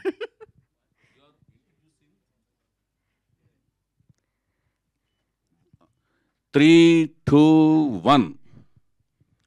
I wish you all good luck. శ్రావణ శుక్రవారం సందర్భంగా, మొదటి శ్రావణ శుక్రవారం సందర్భంగా I wish you all good luck my dear heroine. And Telugu హీరోయిన్గా పరిచయం చేయబోతున్నాను. I wish you all good luck. నీకంతా మంచి జరగాలి, శుభం జరగాలి. ఇక్కడ మహా పండితుడు ఉన్నాడు, మీరు కూడా గుడ్ లక్ చెప్పండి అన్న. Good luck. 3, 2, 1. All the very best. All the very, very best. 2. పేరు చెప్పమంటా? నువ్వు కౌంట్ మీరు కౌంట్ డౌన్ చేయండి, మీ దయతో నేను చెప్తా పేరు. ఓకే, పట్టుకున్నా గట్టిగానే. ఓకే, మీరందరూ కౌంట్ డౌన్ చేస్తే నేను పేరు చెప్తాను. 3, 2, 1 అయిపోయింది కౌంట్ డౌన్. తొందరగా మేము అంత ఆత్రంగా ఉన్నాం యాక్చువల్లీ. యా, ఓకే అండి. హీరోయిన్ పేరు వీణా రావ్. ఓకే. ఈవిడి యలమంచిలి యుక్త అండి. ఈవిడి నా పెద్ద కూతురు. తను డిగ్రీ సెకండ్ ఇయర్ మొన్నే ఫినిష్ చేసి సమ్మర్ హాలిడేస్కి వచ్చింది. అమెరికాలో చదువుతుంది. దేవదాస్ సినిమా సందర్భంగా అమెరికాలో హ్యూస్టన్లో పుట్టింది. నాకు రెండో పాప కూడా ఉంది. ఆవిడ యలమంచిలి ఏక్త. ఆవిడ రే సినిమా సందర్భంగా అమెరికాలో పుట్టింది. సో నాకు తెలియక లాహిర్ లాహిర్ సినిమాలో ఒక డైలాగ్ పెట్టాను. రమాప్రభు గారు ఆ ముగ్గురు సిస్టర్స్ని తీసుకుని ఏంటి ఆదిత్య ఓం దగ్గరికి పెళ్లి చూపుల కోసం వెళ్తారు. అతను మ్యారేజ్ బ్యూరో నడుపుతుంటాడు. ఈ అమ్మాయి ఎప్పుడు పుట్టిందంటే అడిరాముడు అప్పుడు. ఈ అమ్మాయి ఎవరికి పుట్టిందంటే వేటగాడు అప్పుడు అంటుంది. మీ ఆయనకి పుట్టలేదా అంటే కంటి పుసులతో చంపేస్తా అంటే, అడిరాముడికి పుట్టింది వేటగాడికి పుట్టిందంటే వాళ్ళకి సినిమా పేర్లు చెప్తుంటారు. అట్లాగూ దేవదాసుకు పుట్టింది ఈవిడి, ఆవిడ రై పుట్టింది అన్నట్టుగా అట్లాగనమాట. జోక్గా ఆ టైం అది అమెరికా వెళ్ళినప్పుడు పుట్టారు. అది అయిపోయింది. ఇప్పుడు మనం we wish you all good luck. ఈరోజు వీణ అది సందర్భంగా ఇంకొకటి ఏంటంటే, ఇంకా అతిరథ మహారాజులు అందరూ ఉన్నారు. వంశీ గారు అయిపోవచ్చింది, మీరు కంగారు పడకండి. మనం కూడా ఇంతకుముందు కొంచెం లేట్ అయిందన్నా, నాకు క్షమించన్నా. My dear Vamshi, you are sweetest, you are like sugar. Shekhar ఏమో హార్టెస్ట్, హీఈ్ లైక్ కారం. మంచి కాంబినేషన్ మీ ఇద్దరు. గుంటూరు కారం అంట మా అమ్మాయి అందిస్తుంది. సరే, ఓకే, ఒక 10 నిమిషాలు ఓపి పట్టిండి ప్లీజ్. దయచేసి అర్థం చేసుకోండి. హరీష్ బాయ్ నెక్స్ట్ ప్రోగ్రామ్ పిఆర్ఓ అయినా దయచేసి అయిపోయిందండి. ఓకే, అయితే ఇప్పుడు నెక్స్ట్ ఏంటంటే మనకి ఇదండి ఆ వీణారావు, ఆవిడ హీరోయిన్. సో ఆవిడని ఇంట్రడ్యూస్ చేస్తున్నాం. నందమూరి తారక రామారావు గారు హీరో, వీణారావు గారు హీరోయిన్గా new talent roar set NTR at అనే బ్యానర్ పేరు మీద ప్రొడక్షన్ నెంబర్ 1, కథా స్క్రీన్ప్లే దర్శకత్వం నేను, నిర్మాత గారు యలమంచిలి గీత, మాటలు సాయిమాధవ్ బుర్రా గారు, సంగీతం ఎంఎం కీరవాణి గారు, సాహిత్యం చంద్రబోస్ గారు రాస్తున్నారు. మిగతా వాళ్ళందరూ కూడా కొంతమంది అతిరథ మహారాజులు ఇంకెంతోమంది ఉంటారు. మిగతా వాళ్ళందరూ కూడా చాలామంది తెలుగు వాళ్ళని, కొత్త టాలెంట్ని, టెక్నీషియన్ని, ఆర్టిస్టులను కూడా మన తెలుగు వాళ్ళని సెలెక్ట్ చేసుకోవడం జరుగుతుంది. వాళ్ళకి మా నెక్స్ట్ అనౌన్స్మెంట్లో మా ఒక care of address, Instagram account అన్నీ ఇస్తాము. దానికి మేము చెప్పిన ప్రామాణికాలకి పరంగా మీరు దానికి వీడియోలు, మీ టాలెంట్లన్నీ పంపిస్తుంటే దాని నుంచి మేము సెలెక్ట్ చేసుకోవడం జరుగుతుంది. కొత్త టాలెంట్ని ఎంకరేజ్ చేస్తాం. న్యూ టాలెంట్ గర్జిస్తుంది ఇక్కడ అనే దాంట్లోంచి దానికి అనుగుణంగానే కొత్త టాలెంట్ని కూడా తీసుకుంటాం. చాలామందిని, కొంతమంది అతిరథ మహారాజులు, కొంతమంది కొత్త టాలెంట్తో కలిసి మేము ఈ ప్రాజెక్ట్ ముందుకు వెళ్తుంటుంది. అది తర్వాత మహేష్ బాబు బర్త్డే సందర్భంగా లాస్ట్ జూన్ 10న బాలకృష్ణ గారి బర్త్డే సందర్భంగా ఆయన కేక్ కట్ చేసాం. ఇప్పుడు మహేష్ బాబు బర్త్డే సందర్భంగా ఆ కేక్ను కట్ చేసి ఇది బిఏ రాజు గారు, మహేష్ బాబు కృష్ణ గారి అభిమాని అయిన బిఏ రాజు గారి కొడుకు బాబు రామ ఆ కేక్ కట్ చేసేసి ఆయన మహేష్ బాబు బర్త్డేని సెలబ్రేట్ చేసుకోవడం జరుగుద్ది. దాని తర్వాత Q&A అండి. వెంటనే ఫాస్ట్గా ముగిస్తాను. దయచేసి అందరూ కోఆపరేట్ చేయండి. దయచేసి థ్యాంక్ యూ. సాయి మాధవ్ బుర్రా గారు మాట్లాడతారు.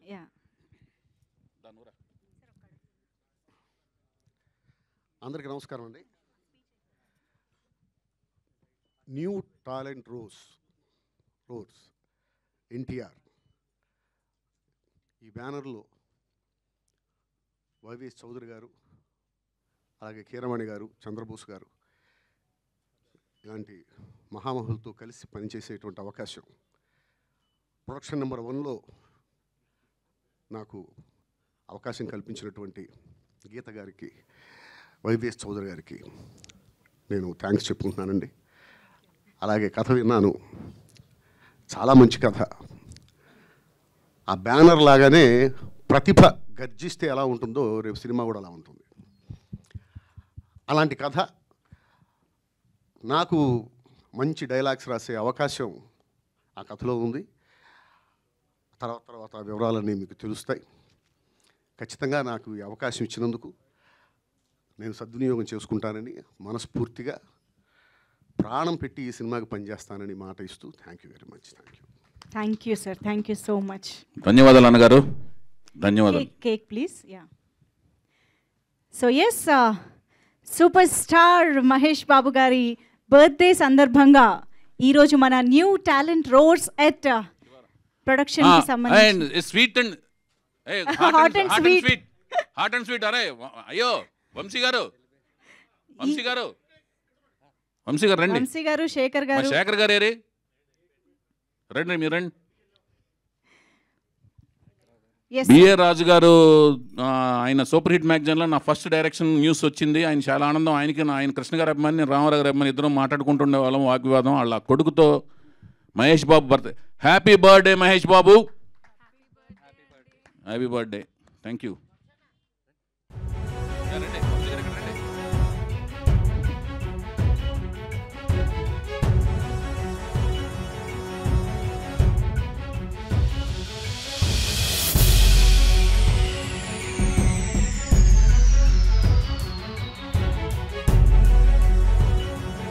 Happy birthday to super star Mahesh Babu గారు.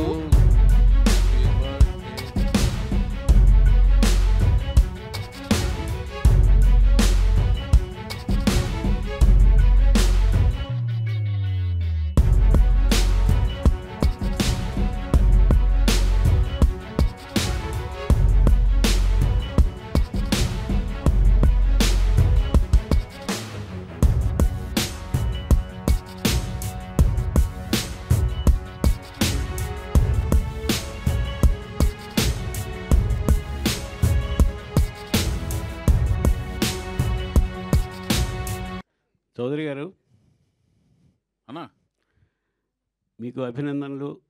కొత్త బ్యానర్ స్టార్ట్ చేసినందుకు శుభాశీస్సులు. Thank you. బొమ్మరిల్లు బ్యానరు మార్చడానికి కారణం ఏంటి? బొమ్మరిల్లు బ్యానర్ మార్చిందని ఎవరు చెప్పారు? ఫస్ట్ అంటే ఈ న్యూ టాలెంట్ రోడ్స్ అనే బ్యానర్, కొత్త బ్యానర్ స్టార్ట్ చేశారు కదా. బొమ్మరిల్లు బ్యానర్కి ప్రొడ్యూసర్ నేను. ఓకే, నేను ఓన్లీ దీనికి కూలీ పని చేస్తానన్నా. ఓకే. వినాయకరావు గారు, మీరు అల్లూరు సీతారామరాజు ఊటీలో షూటింగ్ వెళ్ళి రామారావు గారిని ప్రశ్నించారు, రాజకీయాల్లోకి వచ్చారు. మీరు కొత్త ప్రశ్న వేస్తూ నన్ను దేనికి పంపిద్దామని చూస్తున్నారు. అయితే ఏంటంటే అన్న, ఆ బొమ్మరిల్లు బ్యానర్కి నేను ప్రొడ్యూసర్ని, దర్శకుడిని కూడా. ఆవిడ సమర్పిస్తారు. ఈ బ్యానర్ ఏంటంటే ఆవిడ full time producer with the support, backing support of her friends, America friends ఆవిడకి సపోర్ట్ చేస్తుండగా ఆవిడ వాళ్ళ త్రూ ఆవిడ ప్రొడ్యూస్ చేస్తుంటుంది. సో దానికి ఓన్లీ నేను మాత్రమే ప్రొడ్యూసర్, నేను డైరెక్షన్ మాత్రమే చేస్తుంటాను. ఉద్దేశం ఏంటంటే ఏమీ లేదు. అది ఉద్దేశం ఏంటంటే మధ్యలో 3, 2, 1 ఏమీ లేదు. ఓకే, మీరు ఎన్టీఆర్ అభిమానం సంగతి అందరికీ తెలిసింది. పర్టికులర్గా పాతాళ భైరవిలో ఆ గెటప్ స్టిల్ దీనిలో వాడుకోవటానికి ప్రత్యేక రీజన్ ఏమైనా ఉందండి? అది దాంట్లో ఏం లేదు. ఇలాంటి ఆలోచన వచ్చినప్పుడు తనకి న్యూ టాలెంట్ రోర్స్ అని ఈ సినిమా ద్వారా కొత్త ప్రతిభ గర్జిస్తుంది ఇక్కడ అన్నప్పుడు ఆయన ఎర్లీ డేస్లో ఒక ఈ సినిమా తర్వాత నుంచి ఆయన స్టార్గా పరిణామం చెందారు. ఈ సినిమా టైంకి ఆయన కొత్త ప్రతిభలాగానే ఉన్నారన్నమాట. కొత్త ప్రతిభకు ఒక ఇన్స్పిరేషన్ లాగా ఉండాలన్న ఒక ఉద్దేశంతోనూ పెట్టాం అది. అప్పటికి ఇంకా దీని తర్వాత సూపర్ స్టార్ అయ్యారు ఆయన. ఈ సినిమాతో స్టార్. ఓకే. వైఎస్ గారు సార్, ఇక్కడ అన్నా నేను వెంకట్ ఎన్టీవీ సార్. కంగ్రాచులేషన్స్. మరో పేరు, మీ పేరు చాలా ప్రాముఖ్యం చెందిందన్న. టోపీ మార్చినా కూడా మర్చిపోతారు మళ్ళీ. ఓకే సార్, చెప్పండి అన్న. సార్ మీరు మొత్తం నందమూరి హీరోస్తో చేస్తున్నారు. అంటే హరికృష్ణ గారు, తర్వాత బాలకృష్ణ గారు, ఆ తర్వాత ఇప్పుడు జానకిరామ్ గారికి అబ్బాయి మధ్యలో ఇప్పుడు ఒక నిమిషం అండి. ఫస్ట్ మీరు అడిగిన దాంట్లోనే మోస్ట్ నేను ఎవరు ఫ్యాన్ అండి? Rapid fire. నేను ఎవరు ఫ్యాన్ని? ఎన్టీఆర్ గారి ఫ్యాన్. నాకు ఎవరు ఇచ్చారు బ్రేక్? ఎన్టీఆర్ గారు. అక్కినేని గారు. అక్కినేని గారు ఆపోజిట్ కాంపౌండ్ కదా. అదే ఒక నిమిషం వినండి. ముందు ఫస్ట్ మీరు అడిగిన దానికి నేను చెప్తున్నాను. నేను అడిగిన దాన్ని ఒబ్బే చేయకూడదుగా నేను ముందు. ఓకే సార్, చెప్పండి. కాంట్రడిక్షన్ అక్కడ ఉన్నప్పుడు దాన్ని క్లారిటీ ఇచ్చి నెక్స్ట్ ఆన్సర్కి వెళ్ళాలి. సో నేను రామారావు గారి వీరాభిమాన్ని. ఇందాక నేను చెప్పిన దాంట్లో కూడా ఉంది అది. అగ్నిపుత్రుడు సినిమా పనిచేస్తున్నప్పుడు అక్కినేని నాగేశ్వరరావుతో పరుచూరు గోపాలకృష్ణ గారు డైలాగ్స్ రాయటకు వచ్చినప్పుడు 175 days రామారావు గారికి ఎక్కువ, నాగేశ్వరరావు గారికి ఎక్కువ అనే డిస్కషన్ వచ్చినప్పుడు ఎవరికి ఎక్కువ అనే సినిమాల విషయంలో నాగేశ్వరరావు గారితో అన్నపూర్ణ స్టూడియో సెట్స్లో బయట విరామం సమయంలో మాట్లాడుతూ డిస్కస్ చేస్తూ వాదోపదాలు చేస్తుండేవాళ్ళం. అవన్నీ ఆయనకి తెలుసు, నాగార్జున గారికి తెలుసు. నేను రామారావు గారి అభిమాన్ని. తర్వాత బాలకృష్ణ గారికి అభిమాన సంఘాలకి లెటర్స్ కూడా, బాలకృష్ణ గారికి అభిమాన సంఘం పెట్టి మద్రాసు వెళ్ళి అభిమాన సంఘం లెటర్స్ అన్ని కూడా నేను కండక్ట్ చేశాననే విషయం తెలుసు. సో వాళ్ళు నాగార్జున గారు అవకాశం ఇచ్చారు నాకు. తర్వాత నాగార్జున గారే హీరోగా అవకాశం ఇచ్చారు. తర్వాత నేను సొంత బ్యానర్ పెట్టుకుని అప్పుడు నేను వెళ్ళి హరికృష్ణ గారితో సినిమా తీసా. తర్వాత నాకు ఎవరు అవకాశం ఇచ్చారని మూడో సినిమా మహేష్ బాబు ఇచ్చారు. నేను గుడివాళ్ళు ఎవరితో గొడవ పడుతుండేవాడిని, కృష్ణ గారి ఫ్యాన్స్తో గొడవ పడుతుండేవాడిని, కొట్టుకుంటుండేవాళ్ళం. అందుకని ఆ ప్రశ్నలో సగం బేస్ లేదు. నాకు వచ్చిన మీరు పూర్తిగా వింటే అప్పుడు నేను చెప్తాను సార్. ఇప్పుడు నేను అడిగేది ఏంటంటే హరికృష్ణ గారితో చేశారు, బాలకృష్ణ గారితో చేశారు, వీళ్ళిద్దరితో కూడా చేశాను కదా ముందు, నాగార్జున గారు. నేను చెప్పేది వినండి సార్, నేను అడిగేది వినండి మీరు. చెప్పండి. ఆ తర్వాత ఇప్పుడు జానకిరామ్ గారు వాళ్ళ అబ్బాయితో చేస్తున్నాను. మధ్యలో జూనియర్ ఎన్టీ గారు మిస్ అయిపోయారు. ఎందుకు అయిపోయారు? మీరు మిస్ చేశారా, లేకపోతే ఆయనకి ఒప్పుకోలేదా, బిజీ అయిపోయి? నేను ఎన్టీఆర్ గారి గురించి అడుగుతున్నాను. నేను చేసేదే సినిమాలు ఒక 1 yearకి 2 yearsకి 3 yearsకి అలా సినిమాలు చేస్తుంటానండి. నాకేంటంటే కథ నేనే రాసుకుంటాను. రాసుకున్న తర్వాత ఆ రాసుకున్న కథకి ఎవరు అవసరం అనుకుంటే వాళ్ళ దగ్గరికి వెళ్ళి అప్రోచ్ అయ్యి సినిమా తీస్తాను. అందుకని ఈ బస్సు దిగి ఇంకో బస్సు వెంటనే ఎక్కేద్దాం అనే తాపత్రయము, కంగారు లేదు లైఫ్లో. నేను ప్రేమ వివాహం చేసుకున్నా. ప్రేమ వివాహం చేసుకున్న తర్వాత ఏమవుద్దండి, భార్య పట్ల విధేయతను, బాధ్యత, కుటుంబం, వాళ్ళతో కూడా సరదాగా తిరుగుతుంటాను. ప్రపంచాన్ని కళ్ళతో చూడటం కంటే కూడా, టీవీలో చూడటం కంటే కూడా కళ్ళతో చూడాలి, కాళ్ళతో నడవాలని అనుకుంటాను ప్రపంచంలో చూసే ప్రదేశాలు. సో అవన్నీ చూస్తూ ప్రపంచంలో అన్నీ తిరుగుతూ నేనే కథ రాసుకుని నేనే సినిమా తీసే ప్రాసెస్లో చాలామంది దగ్గరికి వెళ్ళే అవకాశం తక్కువ. కంటిన్యూటీ ఆఫ్ సినిమాలు చేస్తుంటేనే అందరి దగ్గరికి వెళ్ళాలి. ఇప్పుడు లాహిర్లాగర్ అయిన వెంటనే నేను పెద్ద హీరోల దగ్గరికి వెళ్ళి ట్రై చేయొచ్చు. నేను వెంటనే ఎవరితో తీశానండి, సేతయ్య అని మళ్ళీ హరికృష్ణ గారితో తీశాను.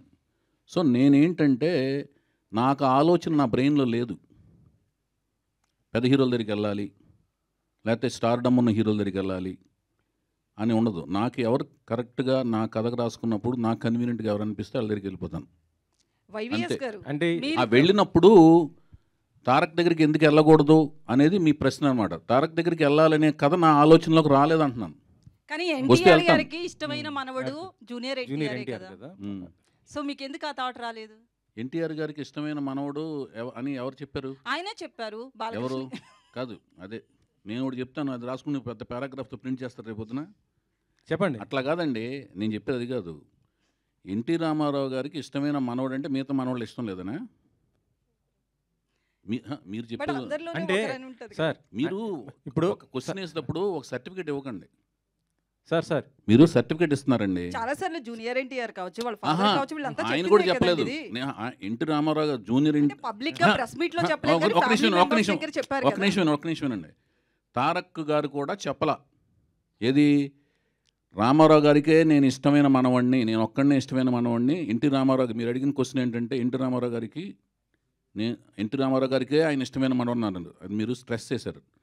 ఆయన ఒక్కడే ఇష్టమైన మనవాడు కాదు. ఎన్టీ రామారావు గారికి అందరూ సమానమే. అలాగే ఎన్టీ రామారావు గారిని అభిమానించే వాళ్ళందరికీ అభిమానులు, వంశ వీరాభిమానులందరికీ రామారావు గారి కుటుంబంలోని అందరూ సమానమే. కానీ రామారావు గారు తన పేరుని ఈ మనవడికే పెట్టారు. అది ఒకటి ఆయన పెట్టలేదు, హరికృష్ణ గారు పెట్టారు. హరికృష్ణ లేదు, గారు ఎన్టీఆర్ పెట్టినా గారు ఇప్పుడు మీరు పెట్టారు. చెప్పేదనండి, మీరు ఇప్పుడు వినాయకరావు గారు రామారావు గారు పెట్టలేదు. హరికృష్ణ గారు జానకిరామ్, కళ్యాణ్ రామ్, తారక రామ్ అని ఆయన పెట్టారు పేర్లు. కానీ ఎన్టీఆర్ గారు రామారావు గారు యాక్సెప్ట్ పెట్టలేదు. చేశారు కదా సార్. యాక్సెప్ట్ చేశారు. ఇప్పుడు ఇంకొకటి అడుగుతున్నాను, మీకు న్యూ టాలెంట్ రోర్ సెట్ అనే ఒక సంస్థ స్థాపించి ఒక ప్రొడక్షన్ చేయబోతున్నా. దానికి సంబంధించిన ప్రశ్నలు కావాలా, రామారావు గారి ఫ్యామిలీకి సంబంధించిన దీనికి సంబంధించి ఒక్క నేను నిమిషం అడిగింది అండి. ఏంటంటే ఒక్క నిమిషం మీరు అండి. హీరోలు అందరు ఇంట్రొడ్యూస్ ఆహా, చేసినప్పుడు ఒక్క నిమిషం ఒకరు అండి. మిస్ ఎందుకు చేశారు నేను అడిగాను సార్. ఒక్క నిమిషమేనండి. నేను ఎందుకు చేయలేకపోయినా చెప్పాను.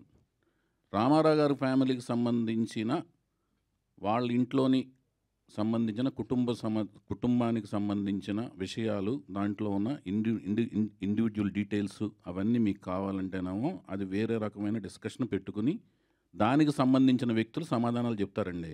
నేను ఇండివిజువల్ అడగలేదు, మీరు ఎందుకు మిస్ చేశారు నేను అడిగాను. ఎందుకంటే నాకు అదే ఇద్దరు సమస్య. మొత్తం నందమూరి హీరోస్ ఎక్కువ చేసింది మీరే. ఇప్పుడు చెప్తున్నాను, అప్పుడు ఇంతవరకు రాలేదు అది, ఇంతవరకు అలాంటిది ఆలోచన రాలేదు. వచ్చినప్పుడు ఆయన దగ్గరికి వెళ్తాను, తీస్తాను, అది ఓకేనా. ఇప్పటివరకైతే రాలేదు. ఇప్పుడు నాకు ఈ సినిమా అలాంటి అవకాశం ఇచ్చి సక్సెస్ ఇచ్చి ఆ తర్వాత అలాంటి కథ వస్తే డెఫినెట్గా తీస్తాను. ఓకేనండి. ఓకే అండి. సరే ఇంకో ఓకే, అది ఓకేనా మీకు? అది కూడా హ్యాపీనా? సంతృప్తి ఉంది అందులో? మీరు అందరితో చేయాలని మేము కోరుకుంటాం సార్. అదే మయ్య చౌదరి గారు ఇంకో క్వశ్చన్ సార్. మీరు అంటే ఇందాక ఈరోజు మహేష్ గారి బర్త్డే, ఆ బర్త్డే సందర్భంగా అంటే ఆయనతో గతంలో యువరాజ్ సినిమా చేశారు. అప్పుడుగా ఆయన సూపర్ స్టార్ కాదు, కానీ ఇప్పుడు రాజమౌళి గారితో కూడా చేస్తూ ఒక మళ్ళీ ప్యాన్ వరల్డ్ మూవీ చేయబోతున్నంటే అంత గొప్ప స్థాయికి ఎదిగాడు కదా. ఎలా అనిపిస్తుంది? అంటే మీరు అంత ఎక్స్పెక్ట్ చేశారు నేను ఫ్యూచర్లో అంత గొప్పగా అవుతాడు అనేసి మీకు అనిపించిందా? మహేష్ బాబు చాలా మంచి పొజిషన్లోకి వెళ్తాడని నేను ఎక్స్పెక్ట్ చేయడం కాదండి, ప్రపంచం అంతా కూడా కన్ఫర్మ్ చేసింది. ఆయన బాలనటుడుగా ఉన్నప్పుడు ప్రపంచం కన్ఫర్మ్ చేసిన వాళ్ళు బాలకృష్ణ గారండి. ఫస్ట్ నందమూరి బాలకృష్ణ గారిని ప్రపంచం కన్ఫర్మ్ చేసింది. ఎప్పుడు తాతమ్మ కళ సినిమా చేస్తున్నప్పుడు కానీ, అన్నదమ్ముల అనుబంధం సినిమా చేస్తున్నప్పుడు కానీ, దాని తర్వాత కొంచెం టీన్స్ పెరిగిన తర్వాత అభిమన్యుడు క్యారెక్టర్ వేస్తారు చూడండి, దానవీర సూరకర్ణప్పుడు, ఇతనురా కన్ఫర్మ్డ్గా అద్భుతమైన నటుడు అవుతాడు, నందమూరి వారసుడు అవుతాడని. అట్లాగూ మహేష్ బాబుకి కన్ఫర్మ్ చేశారు, ఘట్టమనేని వారసుడు అవుతాడు ఇతను, డెఫినెట్గా సూపర్ స్టార్ అవుతాడని. సో నాకు నా సినిమా యువరాజు సినిమా దొరకటం అనేది నేను చాలా అదృష్టం కింద ఫీల్ అయ్యాను. అతను ఒప్పుకోవటం అనేది, అన్ని సినిమాలు వెయిటింగ్లో ఉంటాయి, అన్ని పక్కన పెట్టి నా పర్సనల్ చాయిస్కి ఒక రిస్క్తో కూడిన ఎలిమెంట్ని ఒప్పుకుని ఆయన సినిమా చేయడం అనేది చాలా గొప్పగా ఫీల్ అయ్యాను. అంతేకాకుండా చాలా అందమైన మనిషి. అంటే కృష్ణుడు అంటే మీసాలు తీసిన పేడి మొహంలా లేకుండా చిరునవ్వుతో ఉన్నట్టుగా అనిపించాలండి. లిప్స్ పోర్షన్ దగ్గర పేడి మొహం తత్వం రాకూడదు. అలా ఉన్న లక్షణాలు ఈయనకు ఉన్న మెండుగా ఉన్నాయి. అందుకని నేను పట్టి మరీగా యువరాజ్ సినిమాలో కృష్ణుడి గడపలో ఆయన ఏంచి రిక్వెస్ట్ చేసి ఆయన ఎంతో ఒప్పించి కృష్ణుడి గడపలో చూసుకున్నాను ఆయన్ని. ఇప్పుడు చాలా సోషల్ నెట్వర్క్స్లో బాగా హల్చల్ అవుతుంది, మహేష్ బాబుని కృష్ణుడి కింద వేస్తే చూడాలని అనుకుంటున్నాం అని. నాకు అప్పుడే అనిపించింది, మీకు అర్థమైంది కదా నేను చెప్పిన లాజిక్ బిహైండ్ దట్. ఆ పెదాలు ఎలా ఉండాలంటే నవ్వినా కూడా మీసాలు లేకపోయినా కూడా మృదుత్వం ఉండాలి. కృష్ణుడికి చిరునవ్వులో మృదుత్వం ఉంటేనే ఆ కృష్ణుడికి అదేంటి కోమలత్వం ఉంటుంది. ఆ కోమలత్వం ఆయనలో ఉంటుంది. అందుకనే నేను ఆ లిరిక్స్ కూడా యువరాజ్ సినిమాలో చందమామలాగా చల్లనివాడే, చిన్ని కృష్ణయ్యలాగా అల్లరివాడే అనే లిరిక్స్ రాయించుకున్నా వేటూరు గారితో. అది ఓకే. వైవిఎస్ గారు చెప్పండి sir. Good to see. Question ఏంటంటే కీరవాణి గారితో అంటే ఇప్పుడు మ్యూజిక్ సిట్టింగ్ చేయించారా సార్? అంటే ఎలా వస్తుంది ఏంటి అది మ్యూజిక్? మ్యూజిక్ కంపోజింగ్ స్టార్ట్ అయిన వెంటనే కంపోజింగ్ స్టార్ట్ అయినాయి అని చెప్పి ఒక అద్భుతమైన వీడియో షాట్ సోషల్ నెట్వర్క్స్లో పెడతామండి. ఆయనతో డిస్కషన్స్ అయితే ఒక ప్రిలిమినరీ సిట్టింగ్స్ లాంటివి మామూలుగా మాట్లాడుకునే డిస్కషన్ సిట్టింగ్స్ లాంటివి జరిగినాయి. మిగతా range of sittings, next level of sittings జరిగిన వెంటనే అన్నీ నేను పెడతాను, వీడియో షాట్స్ అవి పెడతాను. ఎందుకంటే మీ సినిమాకి మ్యూజిక్ చాలా హైలైట్ ఉంటుంది, చాలా ఇంప్రెస్గా ఉంటుంది. మీ ఫస్ట్ సినిమా ఏదైనా డెఫినెట్గా అయితే ఆయన మనసు పెట్టి మనసావచ కర్మన పనిచేస్తారండి. నేను అంతే మనసావచ కర్మన ఆయనతో పని చేయించుకుంటాకి విపరీతంగా శ్రమిస్తాను, కష్టపడతాం. Okay sir.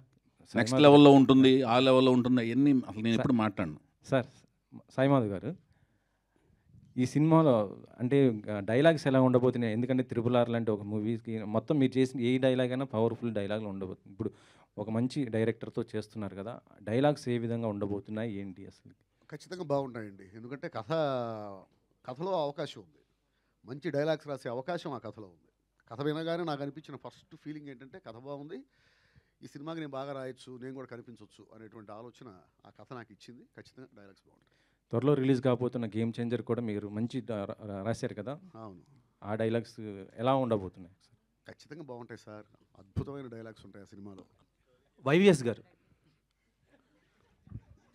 సో హలో అన్న చెప్పండి. సో క్వశ్చన్ ఏంటంటే మొన్న ఒక లాస్ట్ ప్రెస్ మీట్లో అదే మీరు ఇంట్రడ్యూస్ చేసిన హీరో మీద ఒక కామెంట్ చేశారు. ఎవరండి? రామ్ గారి మీద. దేవదాస్ మూవీకి కామెంట్ నేను చేయలేదు, తమ్మునైల్ కామెంట్ చేసింది, ఏం కాదు. సో తమ్మునైల్స్ అనేవి మా జనబాహుల్యంలోకి వచ్చేసినాయి. అవి కూడా ప్రాణాలు ఉంటున్నాయి. అవి ప్రాణం పోసుకుని, పురుడు పోసుకుని, ప్రాణం సంతరింపజేసుకుని అవి సో వికృత రూపాలే తిరుగుతున్నాయి మనుషుల మధ్యన, గోస్ట్ లాగా. సరే సార్, అలా నెగిటివ్గా బాగా స్ప్రెడ్ అయింది. లేదు, క్వశ్చన్ ఏంటంటే అది మీరు ఇంట్రడ్యూస్ చేసిన హీరో ఇప్పుడు పాన్ ఇండియా ఫిలింలో యాక్ట్ చేస్తున్నారు అండ్ రిలీజ్కి రెడీగా ఉంది. అసలు రాము, నేను పరిచయం చేసిన వెంకట్, ఆదిత్య ఓం, రామ్, సాయిధరం తేజ్, మీరు అడిగి చాలా మంచి పని చేశారు. సాయిధరం తేజ్, హరికృష్ణ గారు, వాళ్ళు నా హృదయంలో టాటూ లాగా ఉంటారు. సో ఆయనది డబల్ ఇష్మార్ట్ అని ఒకటి రిలీజ్కి రెడీగా ఉంది. బ్లాక్ బస్టర్ అవ్వాలని మనస్ఫూర్తి కోరుకుంటాను. అండ్ నా రూమ్మేట్ రవితేజ నా హృదయంలో ఉంటాడు. ఆయనది కూడా సినిమా రిలీజ్ రెడీ ఉంది. అదే, ఇది నిజంగానే చెప్తున్నాను. చౌదరి ఇప్పుడు 100 రూపాయలు ఇద్దరు సినిమాలు హిట్ అవ్వాలి. ఎందుకంటే రవితేజ ఎంత కష్టపడి పైకి వచ్చాడు నాకు తెలుసు. అతను పడిన కష్టం వెనకాల, ప్రతి కష్టం వెనకాల నేను కూడా ఉన్నాను. ఏది ప్రత్యక్ష సాక్షి, పరోక్ష సాక్షిగా ఉన్నాను. ఇద్దరు రూమ్మేట్స్, రవితేజ నేను 8 years. ఓకేనండి. ఓకే. అండ్ మీరు చాలా సినిమాలు రిలీజ్ అది తమ్మునైల్ సరిగ్గా తప్పు పెట్టారు, రాముకి తెలుస్తుంది. అది తమ్మునైల్కి ప్రాణాలు పోసి ఆయన క్వశ్చన్లు సంధించకండి భయ్యా. సరే సార్, ఇప్పుడు మీ సినిమాల్లో లాహిర్లో నుంచి చాలా మంచి సినిమాలు ఉన్నాయి, ఫ్యామిలీ ఓరియంటెడ్ ఫిలిమ్స్. సో ఇప్పుడు రిలీజ్లు హవా నడుస్తుంది. సో మీ సినిమాల్లో రిలీజ్ చేయాలంటే ఏ సినిమా రిలీజ్ చేస్తారు? అండ్ సీక్వెల్ తీయాలంటే ఏ సినిమాకి సీక్వెల్ చేస్తారు? సీక్వెల్స్ తీయాలి అనుకున్న క్యారెక్టర్, అనుకున్న ముగింపులతో నేను ఏ సినిమా తీయలేదు ఇప్పుడు దాకా, అందుకని సీక్వెల్స్ తీయను. రిలీజ్ చేయాలంటే ఏ సినిమా రిలీజ్ చేస్తారు? అది డిమాండ్ని బట్టి రిలీజ్ చేస్తాను. డిమాండ్ వస్తే రిలీజ్ చేస్తాను. డిమాండ్ రావడం అంటే ఏంటంటే ఎవరిని వచ్చి బాబు మేము ఇంత డబ్బులు ఇస్తాం, మీరు ఇస్తారా అంటే రిలీజ్ చేస్తాను. మీ సినిమాలు రిలీజ్ అవ్వడానికి ఎందుకు ఇంత టైం పడుతుంది? ఇంత లేట్ ఎందుకు అవుతుంది? నేను ప్రేమ వివాహం చేసుకున్నాను. నా పేరు మీకు కనిపించేది వైవిఎస్ చౌదరి, కథా స్క్రీన్ప్లే నిర్మాత, దర్శకత్వం. ఓకే, తర్వాత నాకు కనిపించేది వినిపించేది వైవిఎస్ చౌదరి, ఎన్టీఆర్ వీరాభిమాని. ఈ రెండింటికి మధ్యన నా పేరు కుటుంబరావు. అర్థమైందా? కుటుంబంతో పాటు సరదాగా ప్రయాణిస్తుంటాను. సార్ ఫ్యామిలీ గురించి మాట్లాడుతున్నారు కాబట్టి ఒక క్వశ్చన్. ఆమె ప్రొడ్యూసరు న్యూ టాలెంట్ రోర్స్కి. ఒక్క మాట ఆమెతో మాట్లాడించారా? ఇంట్లో కూడా ఇంతేనా మీరు? ఇంట్లో కెమెరా పెట్టి చూడండి ఒకసారి, లేకపోతే మీకు మారువేషం వేసుకుని ఒకరోజు ఒక ఇంట్లో ఎలా రావాలి మీరు? పనమ్మాయి అంటే బాగుండదు కాబట్టి చెప్పేదనండి. ఏదన్నా వస్తువులు అమ్మటాకో, చీరలో ఏదో అమ్మటానికి రండి, తెలుస్తుంది. అట్లా కాదండి, అసలు స్వరూపం. ఇందాక స్టేజ్ మీద కూడా మీరు మాట్లాడారు, సాయి మాధవ్ గారితో మాట్లాడించారు, ప్రొడ్యూసర్తో ఒక్క మాట మాట్లాడించారా?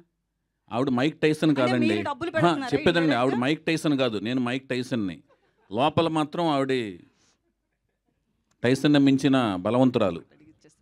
వైవేస్ చౌదరి గారు చెప్పండి. ఇక్కడ వైవిఎస్ గారు చెప్పండి. కంటిన్యూ చేసి ఆపేస్తా. ఇంకా క్వశ్చన్, యాక్చువల్లీ మీరు సీనియర్స్ని తీసుకున్నారు, లిరికిస్ట్గా కావచ్చు వీళ్ళంతా, కీరవాణి గారు, సాయి మాధవ్ గారు. బట్ ఆర్టిస్టుల విషయానికి వస్తే కొత్త వాళ్ళని తీసుకుంటున్నారు, ఏంటి డిఫరెంట్ ట్రాక్స్? కాదండి, వీళ్ళు ఒక సాహిత్యము సంపద అంతా ఉంటుంది కదండి, సాహిత్యము తర్వాత సంగీతము, ఇదంతా ఏంటంటేనండి అది విషయ పరిజ్ఞానం. ఆ విషయ పరిజ్ఞానం అనేది వాళ్ళతో పోటీతత్వం.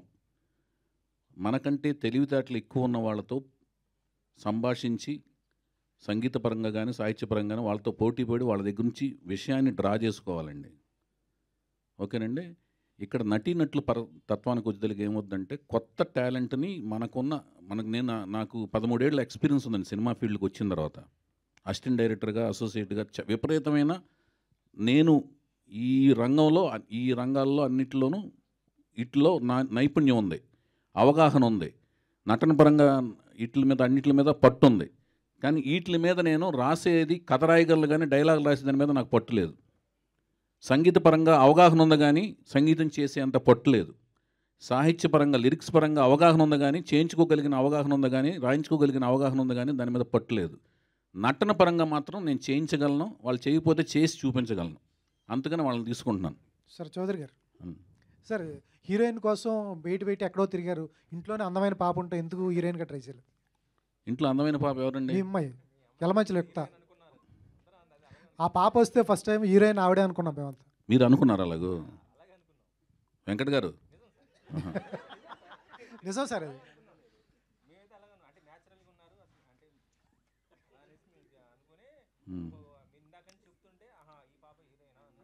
మీరు Q&A పెడితే కుంపట్లో పెడతారన్నమాట. మీరు హాయిగా జరుగుతున్న కుటుంబరావు ఇంట్లో కుంపట్లు పెట్టే మీ వెంకట్ గారు, మీ పేరేంటి భయ్యా? నాయసరారు పున్నమి నాగులాంటి వాళ్ళు మీరు.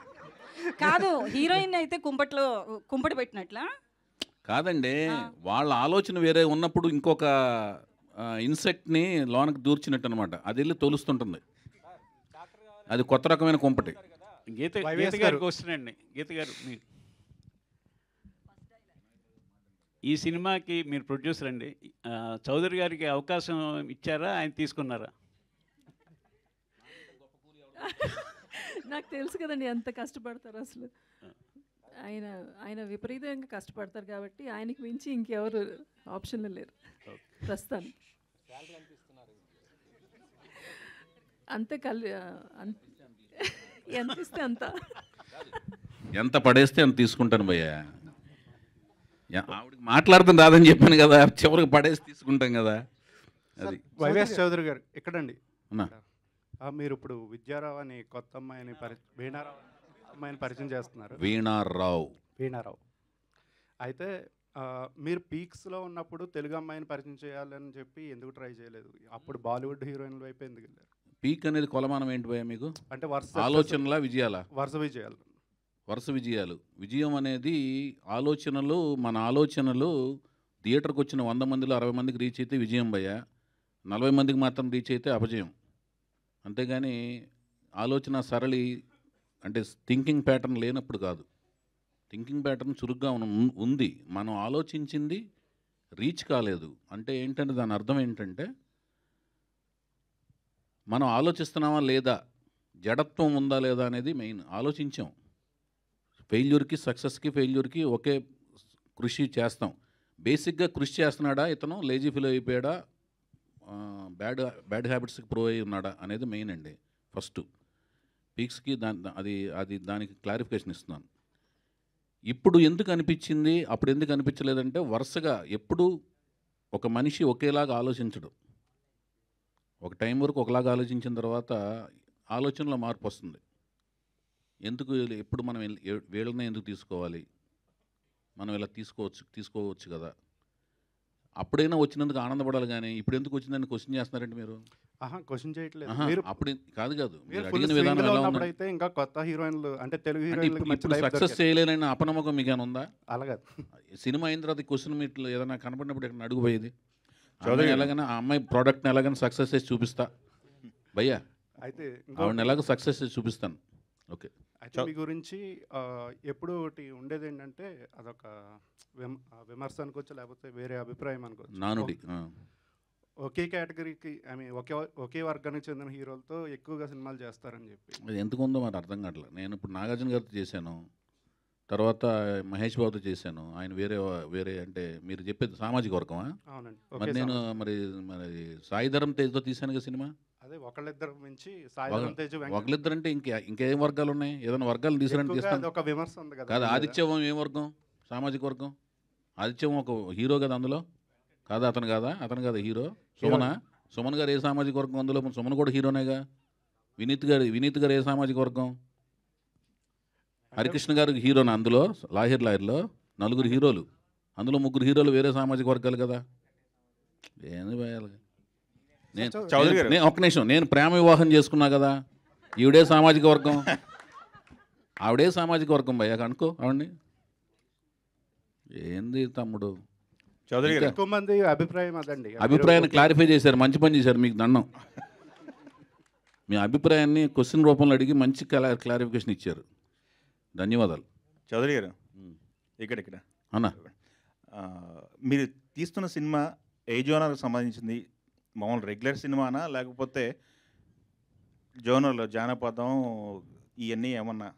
తెలుగు సాహిత్యం సంప్రదాయం, హైందవ సాంప్రదాయాలు, కట్టుబాట్లు ఇవన్నీ కూడా ఉంటాయండి, రిఫ్లెక్ట్ అవుతుంటాయి. విలువలు ఇవన్నీ ఉంటాయి. ఓకే, ఉంటూ ఒక సంగీతం సాహిత్యం ఉంటూ ఒక రోమాంచితమైన యాక్షన్ సన్నివేశాలు, ఉత్సుకత కొనసాగే సినిమా. దీంట్లోంచి మీరు ఏమి రాబట్టుకుని రాసుకోండి అంతే. ఓకే, ఇవన్నీ ఉంటాయి. తెలుగు సినిమానేనా, పాన్ ఇండియా సినిమానా? తెలుగు వరకేనా? తెలుగు సినిమా దాని విస్తృత స్థాయికి వెళ్తుందా లేదా అనేది మేకింగ్ స్థాయిలో మీకు అర్థమవుద్ది. ఓకే, అంతే. బడ్జెట్ ఏమాత్రం పెట్టారు ప్రొడ్యూసర్ గారు? మీకు అన్ని లెక్కలు చెప్తే ఎలా? స్కేల్ అర్థం కావాలిగా. స్కేల్ చిన్న సినిమా చేస్తున్నారు, పెద్ద సినిమా. నేను ఎప్పుడు చిన్న సినిమాలు తీయలేను భయ్యా. చిన్న సినిమాలు అంటే అంటే 1 కోటి రూపాయలు, 2 కోట్లు, 3 కోట్లు, సింగిల్ డిజిట్ సినిమాలు ఎప్పుడు లేదు. అలానే డబల్ డిజిట్స్తో స్టార్ట్ అయిన మొదటి అంకిల్ సినిమాలు కూడా తీయలేను. చాలా పెద్ద సినిమాలు తీస్తాను. ఓకే, చౌదరి గారు అలా చెప్పండి. మోక్షజ్ఞ గారు ఇంట్రడ్యూస్ అవుతున్నారని తెలిసింది. అవును, మీ దాకా వచ్చిందా సార్? అది అంటే ప్రాజెక్టా లేకపోతే న్యూసా? న్యూస్ కదా, ప్రాజెక్ట్. లేదు, నాకు కానీ ఆ సినిమాకి ఎప్పటి నుంచో మేమందరం ఆ న్యూస్ కోసం వెయిటింగ్. అది ఒక మంచి కాంబినేషన్ అని నేను చాలా హ్యాపీ ఫీల్ అయ్యాను ఆ న్యూస్. ఎందుకంటే నాకు తెలిసి ఆ న్యూస్ అంటే ఒక కాంబినేషన్ అని నాకు అర్థమైంది. ఆ కాంబినేషన్ అయితే ఎక్సలెంట్ కాంబినేషన్ అని నేను. సార్, ఎన్టీఆర్ గారు అంటే విపరీతమైన అభిమానం, మీకు చాలా ప్రేమ. ఆయన జీవిత చరిత్ర 1, 2 వచ్చినప్పుడు ఆ ఆలోచన నాకు ఎందుకు ముందుగా రాలేదని ఎప్పుడైనా బాధ అనిపించిందా? బాధ ఏమి అనిపించలేదు, నాకు రాలేదనిపించలేదు. నేను ఎప్పటికైనా తీద్దామని మాత్రం లైఫ్లో అనుకున్నాను నేను. అని యుగ పురుషుడు అనే ఒక టైటిల్ని దాదాపు 2000 నుంచి నేను రెన్యువల్ చేసుకుంటూ చాలా ఏళ్ల పాటు రెన్యువల్ చేస్తూనే ఉన్నాను. ఇంకా అనుకున్నాను ఒకప్పుడు చేద్దామని, ఒకప్పుడు అనుకున్నాను యుగ పురుషుడు అని. సార్, మీరు రాఘవేంద్రరావు గారికి అసిస్టెంట్గా చేశారు, తర్వాత దాసరా గారు అంటే మీకు బాగా ఇష్టం, ఒకసారి స్టేజ్ మీద కూడా చెప్పున్నారు. అటువంటిది మీరు రెగ్యులర్గా లవ్ స్టోరీలు, ఇప్పుడు సాహిత్యం ఇవన్నీ చెప్తున్నారు ఈ స్టోరీల్లో. గతంలో మీరు చెప్పినప్పుడు ఆయన తీసిన జానర్ ఆఫ్ మూవీస్ ఎవరో చేయలేదని చెప్పారు, దాసరా గారు జానర్. అటువంటిది మీరు ఎందుకు ట్రై చేయలేదు సార్? ఆయన ఇష్టమైన డైరెక్టర్ అయిన ఉన్నప్పుడు. కాదు, ఇప్పుడు సీతారాముల కళ్యాణం చూస్తున్నారనికిను సీతారామరాజుకి సంబంధం లేదు. ఫ్యామిలీ డ్రామా, యువరాజుకిను సీతారామరాజుకి సంబంధం లేదు. తర్వాత లాహిర్కిను యువరాజు సీతారామరాజులకు సంబంధం ఉండదు. మీరు చూడండి, చెప్తున్నాను. యువరాజులో అసలు ఏమీ మహేష్ బాబుతో అటెంప్ట్ చేయాల్సిన ఫిలిం లాగా ఉండదు అలా కదా. అందులో యాక్షన్స్ ఉండవు, ఏముండవు. అలా ప్రయోగాత్మక చిత్రం అది. ఆయనే ఒక కెరీర్ స్టార్టింగ్ స్టేజ్లో ఆయనకు ఒక పిల్లోడు లాంటి సినిమా దాన్ని థియేటర్లో కూర్చోబెట్టి జనాలని ఒప్పించడం అనేది చాలా కష్టమైన సినిమా అది. తర్వాత లాహిర్ 4 జంటల ప్రేమ కథలు, అవి వాళ్ళకి అదొక రకమైన, మళ్ళీ దాంట్లో పగా ప్రతీకార మార్కులు కూడా ఉంటాయి. దాని తర్వాత వచ్చిన సినిమా సీతయ్య అసలు పోలీస్ ఆఫీసర్ సబ్జెక్ట్ కదా, అది వెరైటీ కదా అసలు అది. అది ఫ్యాక్షన్. దేవదాస్ వేరు. లవ్ ఫ్యాక్షన్ ఇక్కడే ఉండిపోయారు. ఫ్యామిలీ డ్రామా ఉందిగా సీతారామరాజు, అన్నదమ్ములు విడిపోవడం, ఇంకేం కావాలి మీకు, సోషల్ అవేర్నెస్ అని ఒక్క మగాడు చేశాను. దాని తర్వాత రే అనేది వెస్ట్రన్ స్టైల్ ఆఫ్ ఫిల్మ్ చేశాను, ఏదో ఒకటి పాప్ వరల్డ్కి వెళ్ళాను. సార్ ఇంత చాలా క్రాఫ్ట్ మీద ఇంకే టైప్ సబ్జెక్ట్ చేయాలి మీకు చెప్పండి సార్. అట్లానే కాదు, మీరు చెప్పారు ఆయన తీసిన జానరా మూవీస్ ఎవరు చేయలేదు, అటువంటి ట్రై చేస్తే బాగుంటుంది ఒకసారి స్టేజ్ మీద. ఎవరు ట్రై చేస్తారని చెప్పట్లేదు, ఆయన యొక్క ఒక వ్యక్తి గురించి పొగిడేటప్పుడు ఆయన ఎన్ని రకాల పార్శ్వాలు తీశారు అనేది చెప్పటం అనేది. ఇప్పుడు మీ గురించి చెప్పాల్సి వస్తే మీరు ఇలాగ స్నఫ్ కలర్ షర్టు ప్యాంట్ వేసుకొస్తారు ఎప్పుడు, ఆయన టేస్ట్ ఇది అని చెప్తాం. ఆయనలాగా నేను ప్రయత్నించలేదు, అలాంటి ప్యాంట్ షర్ట్ వేసుకొస్తానని దాని అర్థం కాదు. అదే ఆయన యొక్క గొప్పతనం చెప్తాం, నా ఉద్దేశం అది. నా ఉద్దేశం ఏంటంటే ఇష్టమైన దర్శకుడు అన్నారు కాబట్టి అమరాజీనామా కానీ సూర్యగడ్ లాంటి అటెంప్ట్. అదేనండి, అదే చెప్పేదండి. అది కాలం ప్రకారం మాకు వచ్చిన ఐడియాలతో వెళ్ళగలం.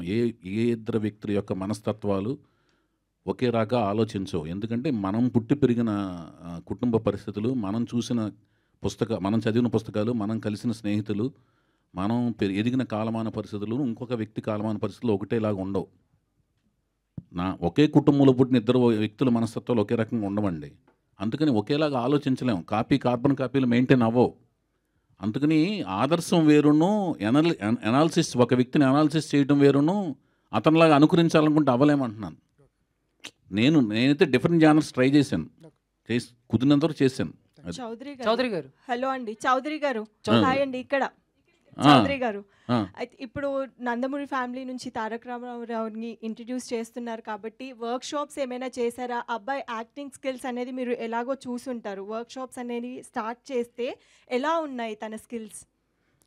తను నేనేనండి, అన్నీ తానే అన్నట్టుగా నేను ఆయనకి ఎక్కడో కొంత నేర్చుకున్నాడు. ఆయన నటన పరంగా కొంత ప్రాక్టీస్ చేశాడు. డ్యాన్స్ ఆయనకి పర్సనల్గా చిన్నప్పుడు ఏదో కొంత నేర్చుకున్నాడు. తర్వాత స్వయంగా తన డ్యాన్స్ బాగా స్వయంగా నేర్చుకున్నాడు, అన్ని అబ్జర్వ్ చేసి బాగా గ్రాహక శక్తి ఎక్కువ ఉంది ఆయనకి. చాలా బ్రహ్మాండంగా చేస్తాడు డ్యాన్స్, ఎక్సలెంట్ డాన్సరు చౌదరి గారు.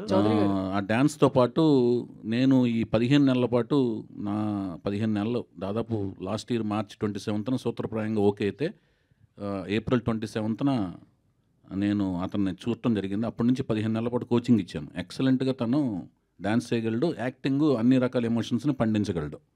అది మీరు లాస్ట్ ప్రెస్ మీట్లో చెప్పారు, ఐస్ చాలా బాగా డిస్క్రైబ్ చేశారు తనవి, అంటే యాక్టింగ్లో కూడా అవి ఉండబోతున్నాయి అనేది మీరు. అవును, కళ్ళతో అభినయించగలడు అతను. సాయి మాధవ్ గారు సో బేసికల్లీ ఎన్టీఆర్ ఫ్యామిలీకి సంబంధించి ఏ డైలాగ్స్ రాసినా కూడా పులులు, సింహాలు, అలాగే చాలా ఉంటాయి, మీసాలు, ఇవన్నీ. సో ఈ సినిమాలో కూడా ఆ ఫ్యామిలీ నుంచి హీరో వస్తున్నారు. మరి మీ డైలాగ్స్ ఎలా ఉంటాయి? సేమ్ ఇట్లనే ఉంటాయా? ఏ సినిమా అయినా కథను బట్టి ఉంటాయమ్మా, కథను బట్టే కానీ పులులను బట్టి సింహాన్ని బట్టి ఉండవు. పులులకి సింహాలకి డైలాగ్ రాసినా కూడా వేస్ట్ అయి చెప్పలేదు. చౌదరి గారు this is Chandu, anchor from filmy looks. So first of all congratulations. అంటే చాలా గ్యాప్ తర్వాత మళ్ళీ వస్తున్నారు, చాలామందికి హ్యాపీ అది. అంటే 9 years గ్యాప్ వచ్చింది సార్. ఈ 9 years గ్యాప్లో ఇండస్ట్రీ కూడా చాలా చేంజ్ అయింది, 24 క్రాఫ్ట్స్లో కూడా చాలా డెవలప్ అయింది, అండ్ ఇండస్ట్రీ కూడా ప్రపంచానికి తెలిసింది. అండ్ మీ సినిమాల నుంచి కానీ, ఈ 9 yearsలో వచ్చిన సినిమాల నుంచి కానీ, ఇండస్ట్రీలో ఈ గ్యాప్ టైంలో మీరు ఇంకెక్కువ ఏమైనా తెలుసుకోవడానికి, ఎక్కువగా ఏమైనా నేర్చుకోవడానికి ఏమైనా ప్రయత్నించారా? నిరంతరం స్టడీ చేస్తున్నాను భయ్యా, నిరంతరం స్టడీ చేస్తున్నాను. వెనకాల కెమెరా పెట్టుంటే మీకు అర్థమయ్యేది. నేను చదివే పుస్తకాలు కానీ, చూసే మనుషులు కానీ, చూసే సినిమాలు కానీ, నేను టెక్నికల్గా ఏమేమి సినిమాలు తీస్తున్నారు, ఎట్లా తీస్తున్నారు, ఎలాంటి ఎక్విప్మెంట్లు వచ్చినాయి, ఎలాగ పరిశ్రమిస్తున్నారు, ఎలాంటి స్క్రీన్ ప్లే చేస్తున్నారు, అన్ని ప్రతి సినిమా నేను చూస్తుంటాను. ఐమాక్స్కి మీరు వచ్చినా రాకపోయినా అన్ని సినిమాలు నేను చూస్తుంటాను. దాని వెనకాల అంత స్క్రీన్ ప్లే టర్మ్స్లో వర్క్ చేశారు, దానికి ఎంత లైటింగ్ ప్యాటర్న్స్ ఎలాంటివి మారుతున్నాయి, ఎలాంటి ఎక్విప్మెంట్లు పెట్టి ఏం చేస్తున్నారు అన్నీ నేను నిరంతరం దాని గురించి పరిశ్రమిస్తుంటాను, అన్వేషిస్తుంటాను, తెలుసుకుంటా ప్రయత్నిస్తున్నాను. వైవిఎస్ గారు థ్యాంక్ యూ అండి, థ్యాంక్ యూ సో మచ్. ఒక్క నిమిషం, పాతాళ భైరవి సినిమాని ఏమైనా సోషలైజ్ చేస్తున్నారా? అదేం లేదండి, అదేం లేదు. చెప్పండి బాయ్. గీత గారు, న్యూ టాలెంట్ అట్ రోల్స్ అని పెట్టారు యాక్చువల్గా. మరి మిగతా నటినట్లు వీళ్ళందరినీ కొత్త వాళ్ళని పరిచయం చేస్తున్నారు, బట్ డైరెక్టర్గా వైవిఎస్ చౌదరి గారిని మళ్ళీ రీఇంట్రడ్యూస్ చేయడానికి రీజన్ ఏంటి? ఆయనకి ముంచి పని కూలి పని ఇంకెవరు చేయగలరు? చౌదరి గారు అంతా ఒకే డైలాగ్ రాసుకుని మరోసారి సరికొత్తగా పరిచయం చేస్తున్నారు. అన్నిటికీ సరిపోయే డైలాగ్ అదే అండి. అయితే కథ ఒప్పించారా ఆయన, లేకపోతే మీరు కథ ఒప్పుకున్నారు, సాటిస్ఫైడ్ ఒప్పుకున్నారా, లేకపోతే ఆయన ఒప్పించారా బలవంతంగా? నాకు ఏ కథ వచ్చినా ఆవిడకి ముందు చెప్తానండి, అందుకని ఒప్పుకుంటుంది ఆవిడ. ఫైనల్ క్వశ్చన్ ఒకటి గీత గారికి. మీ న్యూ టాలెంటెడ్ రోల్స్ ఇప్పుడు ఎన్టీఆర్ గారి కుటుంబం నుంచి ఒకరిని పరిచయం చేస్తున్నారు కదా, మరి నెక్స్ట్ ఆయనకి ఎంతో ఇష్టమైన మహేష్ బాబు గారి అబ్బాయి కూడా మరి ఉంది కదా, ఆయన కూడా మీ బ్యానర్లో ఇంట్రడ్యూస్ అయ్యే అవకాశం ఏమైనా ఉందా? గౌతమ్ కృష్ణ అవకాశం వస్తే తప్పకుండా అండి.